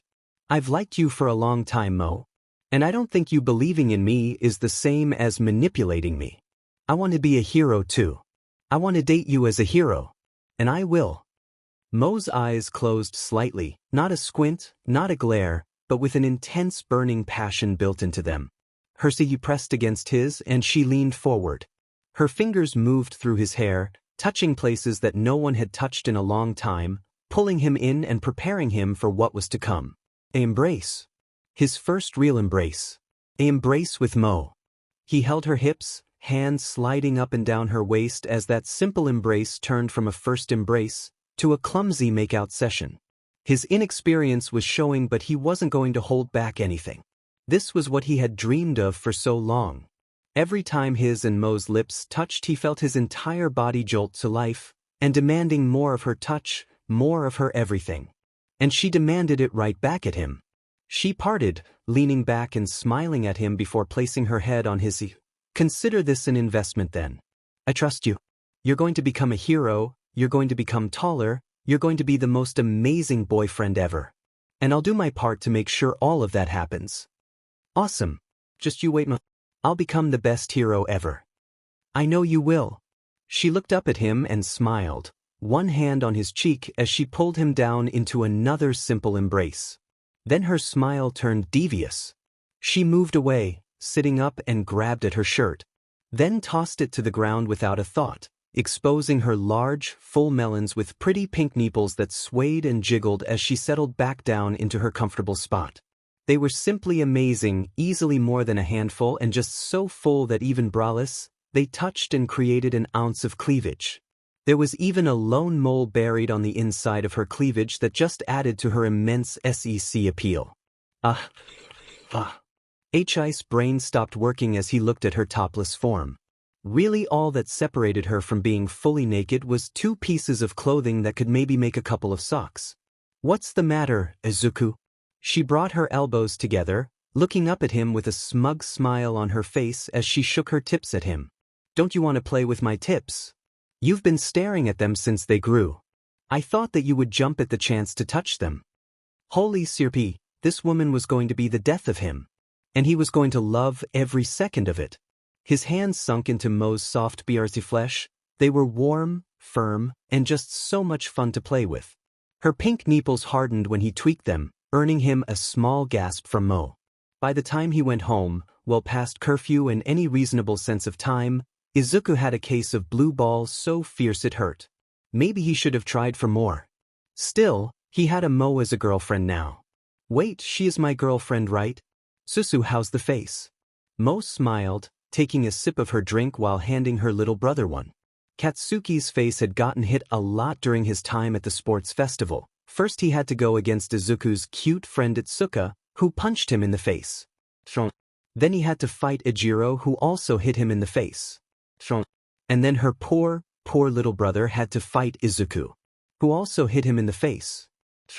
And while there was a whole lot that recovery girl's quirk could heal, a black eye, a bruised lip, and a mildly broken nose weren't really worth it. It was a shame that nothing could really fix her brother's wounded pride. He had lost to Izuku. The same Izuku that he called useless for years. This was going to be a lot rougher on him than ever being saved by Izuku. Katsuki grabbed the drink, but instead of opening it, he placed the cold beverage on his eyes and let out a long sigh, glaring at her with his one good eye. It almost looked like he was blaming her. Was he blaming her? He was blaming her. What did she do? Why are you looking at me like this is my fault? You trained Deku to beat me, didn't you? There was that wounded pride trying to come up with any reason to justify this defeat. And he totally was blaming her. Hey, she dug her finger into his scalp and twisted it back and forth, making him wince and flail just like when they were little. I offered you a chance to train with us, but you were the jackass that said you wouldn't get caught dead training with me and Deku. Hell, you even said that I was wasting my time. But no, I helped Izuku learn to use his quirk, you dolt. The quirk he lied about having. Katsuki growled, kicking away and scooting away from her on the couch. Moe wanted to roll her eyes. So she did. Technically Izuku didn't lie, well at least not until recently. Still, it was his secret now, so she wasn't going to spill it to Katsuki until Izuku was ready for all of that. You can think what you want to think. But either way, Izuku beat you fair and square. I wasn't in the match holding his hand, or holding you down for him to hit you in the face. That was all on you. Katsuki just growled, now glaring at the Teen V. Dude, what's wrong with you? You've always been in but I thought I finally got you to swallow some of your pride by making you and Izuku work together, but here you are trying to choke yourself on him. So what gives? What's got you so grumpy? Did losing matter that dash, yes? Katsuki glared at her. If did. I'm supposed to be the strong one. I was the one with the amazing quirk. Then that stupid Deku shows up and tells you how to make your stupid quirk amazing, and then he shows up with his own quirk. Now I can't beat you or him. So yes. I'm a bit frustrated right now, Moe. Get the over yourself, dude. Moe sat down on the couch painfully close to her little brother and glared at him. You have an amazing quirk. You can fly, do all kinds of crazy SHT. You're crazy and determined, but don't act like I didn't work strong to get where I am, and don't you dare act like Deku didn't deserve to win. You're not the only one that worked their butt off, so don't act like your strong work makes everybody else's strong work moot. She poked her little brother in the arm. You saw how strong I worked to get to where I am today. You've seen where I started, and you've seen my results. So what the gives? Everyone. Katsuki growled, fingers crushing the drink in his hand as he continued to glare forward, a few tears in his eye. Everyone keeps getting better. And if better, well, I work. And I work. And I work. And I don't improve. Dude. Moe sat back and leaned against the couch. Everyone feels that way. Deku feels that way. I feel that way. It's so easy to see everyone else improving when you don't see their struggles. Trust me when I say you're getting stronger, day by day you're getting better at using your quirk. Your personality is a bit SHT though. Katsuki snarked. Beach. Biasud. She sat there, watching the muted TV with her brother for a few more minutes waiting for him to say something. Her little brother might be in but he was her little butt. And that meant when he acted out, she had to smack him back in line. And when he was F up she had to unfuck him. That probably could have been thought better. But she stood by her point. Besides, she could understand where he was coming from. You're not the only Bakugo to come in second place this year, you know. Yeah, I know. Katsuki looked at her and gave her a wry smile. Could have vaporized him if you went all out though. Maybe, but I'd rather not permanently scar my friends or other heroes. Moe gave him a playful shove. You're lucky Itsuka likes her new haircut, otherwise you might have to watch yourself around her. Hey, maybe she's got guts and skills? Katsuki let out a long sigh and relaxed in his seat again. Thanks, Moe. No problem, Katsuki. No problem at all. She grabbed the remote and turned the sound back on. Oh, by the way, I'm dating Deku. Finally, Izuku bounced the tennis ball against his racket. It was called a racket, right? He had no idea what he was doing. Really, like at all. He really should just be giddy as all hell that he managed to win the sports festival. But he was way too nervous to even think about how awesome that was. He was on a date with Moe. Moe, the girl whose melons he felt up before they had even gone on a date. And who was now his girlfriend. His real girlfriend. Not a fake girlfriend. But like they were dating and stuff and this was a date. And he was on that date with Moe who was his girlfriend. And he had no idea what to do. Was he supposed to grab her and embrace her? Was that part of dating? Was sports a dating thing? Why were they playing tennis? He didn't know how to play tennis. Did Moe know how to play tennis? She always seemed to be into sports, but he thought that was just mostly volleyball, but they couldn't play volleyball alone, but they could do tennis. They could also make out alone. Not that he wanted to make out with her. Okay, he did. He really did.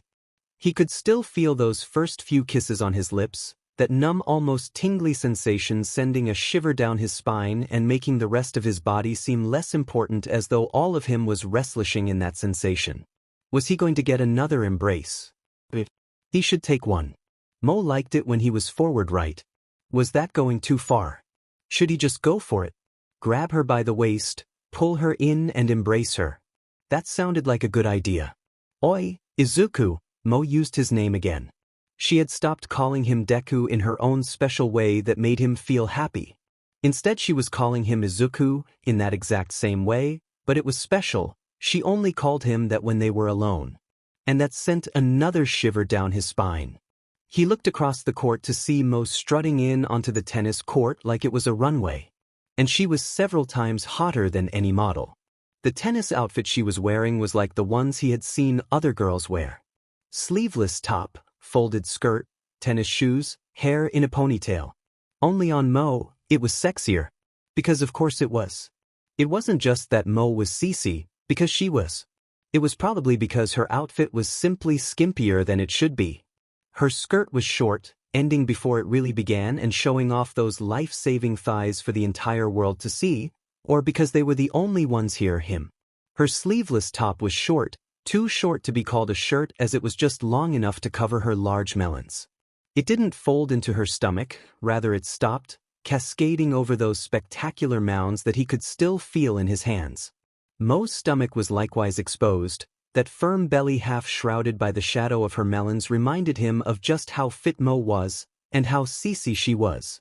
Her waist was narrow until it met. Her powerful child-bearing hips and oi, Moe called, racket resting on the ground, her wrists resting on the hilt. I can see your Deku. It's not my fault. He stood proud. He was supposed to be attracted to his girlfriend, right? You wore that on purpose? Ooh. She placed a hand on her tea. Her fingers working to undo one of the top two buttons. Me. Would I ever try to stuck you? She undid another button and then ruffled her shirt a bit to show off her sports BR. She finished it all with a wink. Oh wait, yes I would. So is this how our relationship is going to go down? You teasing me every chance you get? Moe nodded, her flaming hair bouncing along and her smile shone brighter than the sun. Oh, you know it, and yes, it's only going to get worse once you marry me. That made him stop. Marriage. Serves up, Deku? Moe jumped into the sky, a tennis ball leaving her hand. But he was blinded by how her skirt showed off her panties and how her top was loose enough to allow a peek at that BR once again. Needless to say, he didn't even flinch when the ball beamed him in the head. Come on, Death. If you win, I'll give you a reward. Why did he feel like his entire relationship with Moe was going to be like this tennis match? Her teasing him non-stop while trying to bring out the best of him, and him, trying not to get distracted by her everything. Izuku had a dozen reasons to be nervous. And all of them were all centralized over his girlfriend. His literally smoking hot girlfriend that had been making his life as a sexually awkward teenager all the more sexually awkward with the sheer amount of teasing she did. His phone had a folder. That folder was called Moe. In that folder was a lot of risky pics of his girlfriend. Some of them even had clothes. One of his favorites was of her laying in bed, the covers barely covering her melons, leaving a long curvy slice of her body from her armpit all the way to her thick thighs exposed to him. He was also fond of one where she asked him what BR he liked, and all the other outfits she sent him via text. But the outfit she was wearing tonight he only had the slightest hint of. It was a kimono, there was orange and black involved, and she was wearing sandals. It was the first weekend of summer vacation, and there just so happened to be a summer festival for both of them to enjoy. So yeah, he was meeting his girlfriend. For a date, she was going to be wearing a kimono. And then, afterwards, apparently he was going to go home tonight. Not if what Moe was hinting at was right. Izuku looked around the crowd. Trying to spot Moe in the middle of the crowd should be easy, especially with how her hair glowed when she wanted to show off, and he had no doubt that's exactly what she wanted to do to him. Or at least he hoped so. Hey there, Death. He could hear the smile in the sultry tone of her voice, sending a shiver up his spine as he turned to face Moe. Instead of finding her, she found him. And he found her beyond appealing. Her large, sharp-toothed smile blasted away any nervousness he had, and the spark in her eyes reminded him that as much as he loved her, she returned those feelings. Her greenish flaming hair was pulled into well, he couldn't call it a bun, rather it looked like a flame held in place by two pins in her hair. The usual long strand of hair that fell between her eyes was on full display as well, its embers outshining everything around her. Her kimono was the complete opposite of traditional. Most girls opted for floral or scenic with light soft colors that were just subtle and vibrant. Moe looked like she walked up to a seamstress and said, "Put some flame on this beach." The top portion of her kimono was pure white, a dangerous gambit considering how she was holding 3 dripping meat kebabs in each hand. A black and orange stripe outlined the folds of her kimono, and a black belt with orange flames was wrapped tight around her waist with a red string tied around it purely for show. The bottom of her kimono was fire. Red flames went nearly up to her hips and even clung to the bottom of her sleeves. In short, Moe looked absolutely gorgeous. Here. She stuck her hand out and offered him a dripping meat kebab with several green vegetables stuck between the bits of meat. "These are yours." Thanks." He took them, still staring at her with wide eyes. Just wow. She took a bite of her own meat kebab and spun around, showing off how her kimono hugged her figure and the back of her ensemble. "Thanks, I was hoping you'd like it. This is the kimono I'm going to wear at our wedding after all." "Wadash, come on. Let's go explore the festival." She pulled on his arm, somehow easily taking another carnivorous bite of one of her kebabs. She had such a great big smile on her face that Izuku couldn't help but smile right back at her. "But hey, what was that about a wedding?" he asked, stumbling after her. Moe just turned to him, taking a now far more dignified pose, and smiled at him. "As if you're not dreaming about that. You're the one that brought it up." He took another bite of meat and half glared at her. I suppose I did." She shrugged and nudged his arm. "I wonder what that could mean." Before he could answer, she pulled him down a set of stalls, pulling him from one attraction to the next. The pure happiness she emitted, the closeness of her, and the way the entire crowd just faded away into the background so every moment felt like it was just him and her was intoxicating. He really wanted to spend the entire night with her. So, he felt her fingers entwined with his, Moe's eyes flashing towards his for just a few moments as she bit her lips, then looked up towards the fireworks lighting up the sky. The slight height advantage she had on him was shrinking by the day. Even with the festival going on around them, even compared to the fireworks lighting up the sky, nothing compared to that small, almost innocent smile Moe had on her face. "You want to go back to my place in F?" Did he say innocent? He meant a smile so lewd and lecherous that it could rob a nun of her virginity. Still in the face of such a question, Izuku could only think of one thing to say. "No one else is home, right?" "Nope," Moe whispered, leaning in to give him a long, not entirely decent embrace on his neck. Her breath touched his ear and he felt his entire body fill with more teenage hormones than he ever got as a teenager. Did he just become a man? "So that means we can find out if you can make me scream. You will make me scream, won't you?" He let go of her hand, bent down and swept Moe off her feet, quickly pulling her into a princess carry and ran off with her. "Oh, I didn't mean like this." She was laughing and screaming the whole way to her home. Now that he was actually inside of Moe's room, sitting on her bed, watching her door as he waited for her to show back up into her room, all of that horny energy that had brought him here was now just stirring inside of him as a vortex of awkwardness. Seriously, what was he supposed to do? They were going to have section. For the first time. He was going to have a CC with Moe. And he was still fully dressed. Should he be fully dressed? Moe liked muscles, so maybe he should take his shirt off or something to flex. Would Moe want to undress him? He kind of wanted to undress her. Okay, he really wanted to undress her. Izuku bit his lip and stared at that door, focusing all he could on the signs of movements from within the house. He could hear her footsteps, as dainty as a linebacker trying to do ballet. A few breathless moments later and she appeared in her doorway. Her outfit was exactly the same as it had been earlier.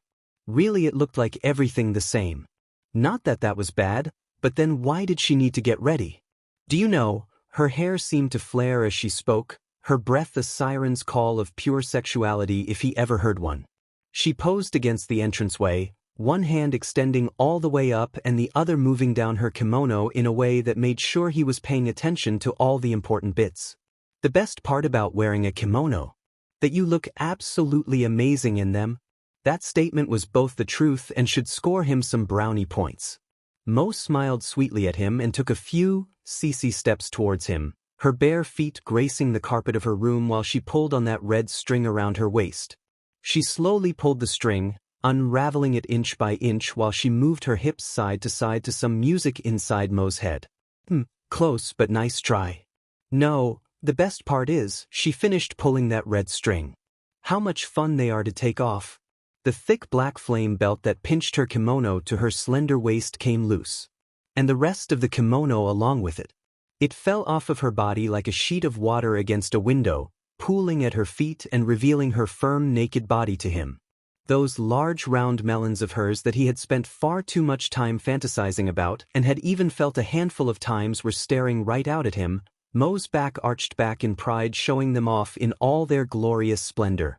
Those were the melons that could make any man a BRST lover, and were likely why Izuku himself was so fond of them. But Moe's fully ND body didn't stop there. The slightest bit of muscle could be seen on her stomach, giving her slender stomach some definition, and made her wonder how she had such a narrow waist. Though, he supposed that it wasn't that her waist was narrow, rather that her hips, those wide, full, pale hips of hers that strained every pair of pants, shorts, skirts, and swimsuit he'd seen Moe wear, were just that wide. Not to be outdone, her thick and powerful thighs that made a perfect pillow despite being able to crush a watermelon were on full display as well. Though, I'm starting to think your reaction is just as good. Moe placed one hand on her hip and looked at him with one raised eyebrow. Well, your smoking hot girlfriend is standing here completely naked? She pulled on the pins in her hair and let it down. Why the hell are you still dressed? Izuku had never taken his pants off so fast before. He rolled back, his hands on the hem, and used Moe's bed to spring himself forward while taking his pants off and then tossed his shirt to the side in a heartbeat. He didn't remember taking that extra step towards Moe, but all he knew is that a moment later he had one hand on her sissy, the other on her hip and his lips on hers. One of Moe's hands went to his back while the other wrapped around his rock-strong Erkton and began to slide him softly. Moe's hands, much like all of her, was warm to the touch. He moaned at the sensation, and into their shared embrace, feeling her entire body press up against his while they stood there trying to get closer and closer. Izuku, Moe said, softly, parting for just a moment. I bet that you'd feel good. Really good. Inside of me. She paused, stopping to look down at his PP, and bouncing it on her hand.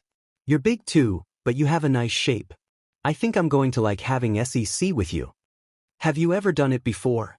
He half gasped at her touch and moved to embrace the nape of her neck once more, feeling the way she shivered at his embrace. SEC, I mean. Moe gave a soft and shook her head. Unless you count my VBRTR, you're going to be my first. Though I have watched a lot of Pawn. A lot of Pawn. Have you watched any? He nodded. Good, I think. So. She moved her hand away from him and pressed her sissy up against his pee-pee being pushed down between those warm, soft thighs of hers. She kissed him again, moaning and grinding against him, and leaving him speechless when she pulled away for a gasp of air and to whisper to him. How do you want to do this? How do you want to? He asked, one hand of his squeezing her round firm but. You ever see Pawn where the guy picks the girl up and F her against the wall? She asked, looking towards a rather barren part of her wall. That always sounded so hot to me. And the idea of you doing that. He felt something wet drip onto his between Moe's thighs. He didn't need to be told twice. With both hands on her, but he pulled her up, earning another gasp from Moe, followed by the feeling, that oh so amazing feeling of her legs locking around his waist as he moved towards that wall. Moe's weight was nothing compared to all the training he did with her, nor was it even a match for 1/10 of how turned on he was right now.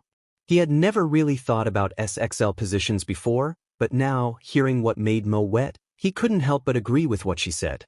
Moe's arms were around his neck, holding his head to hers as her back pressed against the wall. Her embrace was even hotter than before, and he could feel just how turned on she was by this. She moved one hand down between them, somehow finding his PP and aligning it just so. Entering Moe, the first real act of E was something he had never felt before. She was tight, squeezing him strong as her hips moved just the slightest bit before she stopped and laughed. I was right, she whispered, head against his shoulder. You do feel good, Izuku. She slowly ground her hips against his, the little movements sending sparks up her spine, making her lowly. Now, hurry up and F me so strong that I'll need to think of an excuse as to why I can't walk tomorrow, she ordered. He obeyed, thrusting in ever so slightly. That felt good. That felt really, really good. Like that? Moe gave a low her sharp nails digging into his back as she moved to embrace him, smashing her lips against his. She pulled him as close as possible, breathing in his scent as they kissed heavily. She pulled away for a second, catching her breath, and stared into Izuku's bright green eyes.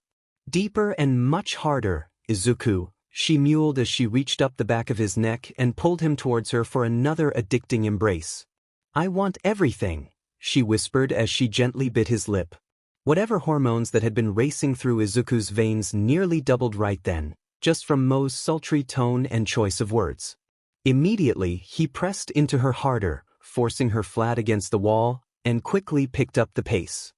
His thrusts grew long and deeper than Moe would have expected from him. Not that she was complaining, her mind currently undergoing a full wipe from the pleasure. Izuku kept up the pressure, his trained and toned muscles roaring as his hormones fueled his rapid movements. He paid them no mind, focusing on the stunning look on Moe's face as he F her senseless, elation flooding him as her eyes rolled back and her body shook with pleasure. He gasped deeply when Moe clamped down even harder on him, her own toned body ringing him for everything he could give her. Izuku gasped out as he felt his boiling need rapidly grow. I'm gonna dash. Her eyes snapped back up to his, and Izuku could have sworn he saw fiery hearts in them as she focused on him. Do it. Give me everything, she moaned out, her breath short, her heavy sissy rising and falling rapidly. Izuku's body wasn't holding back and answered her plea with gusto. His legs tensed, and he felt the lightning shoot through him, his eyes slamming shut. The bright and unrestrained look of love in Moe's eyes burned into his memory. He slammed her down into his lap one last time. Moe's core was ablaze with energy as Izuku slammed home, reaching her deepest corners, stretching her entirely. A low from his lips, and his powerful tensing inside of her, followed by white-hot liquid making her wonderfully full sent her over the edge again. Izuku! She managed to squeal out as she pulled him as close as she could, her core rocked by another explosive orgasm, her nails digging into his back as she twitched from the white-hot lightning running rampant in her system. She kissed him like her life depended on it, and felt her body finally relax from the high that Izuku had brought her to. Her stomach felt like it was on fire with his white-hot sperm still inside of her. He slowly let her down, her feet touching the ground for what felt like the first time in forever. Every part of her body was tingly and warm, and she just wanted to embrace him. "I love you," she muttered in between wet, sloppy, gasping kisses. She kept touching his face, those freckles, his own smile. "I love you so much." "Yeah," Izuku nodded, his large rough hands felt so good as he rubbed her back gently. "I love you too." "Good." She placed her weight against him and nodded towards her bed. "Let's cuddle in there and watch something for a bit, yeah? And then round two." How are we going to explain that dent in your wall?" F it, I'll just tell my mom you F me good." What? Why do you think it's so easy for me to get them out of the house? Have I ever told you how hot it is that you're taller than me?" Moe leaned against Izuku, making ever so certain to press her ziti against his back while she squeezed him from behind. That moment only lasted a moment before she jumped up and wrapped herself around his neck, forcing him to grab her legs and give her a piggyback ride. She kissed his cheek, feeling him smile more under her touch. Izuku laughed and stomped around their brand new officially moved into house. It was a place they selected together, months after their wedding, though really she'd been eyeing this place for a while now. Located near Mount Takao, close enough to be in the city that they could be there in a few minutes, especially if she took the husband express in the morning, but far enough out that they weren't quite so crowded. They had a garden that she was probably never going to actually tend, mostly because, well, fire. Besides, she wasn't the garden kind of old lady, she was the wine before noon kind of old lady. It's a good thing Izuku was probably going to be a great father because if and when they ever had kids, she was probably going to F them up. She would not be surprised if her brats ended up worse than her and Katsuki did. Though, technically both of them did alright. She married Izuku, and Katsuki was more or less kept in check by his significant other. Though her deal was a lot better. Izuku grabbed her and flipped her around so that he could give her a very warm and loving embrace. "You've told me that every day since you had to get on your tippy toes to embrace me." "I know." She swooned, and allowed Izuku to catch her. Finding that out made my day. Totally worth putting up with dating a shrimp for so long. "I can drop you, you know." "Yeah, but you won't?" "What makes you so sure of that?" "Because you love me."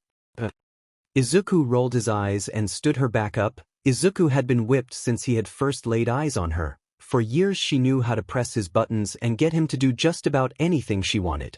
Like marry her. "You're so easy."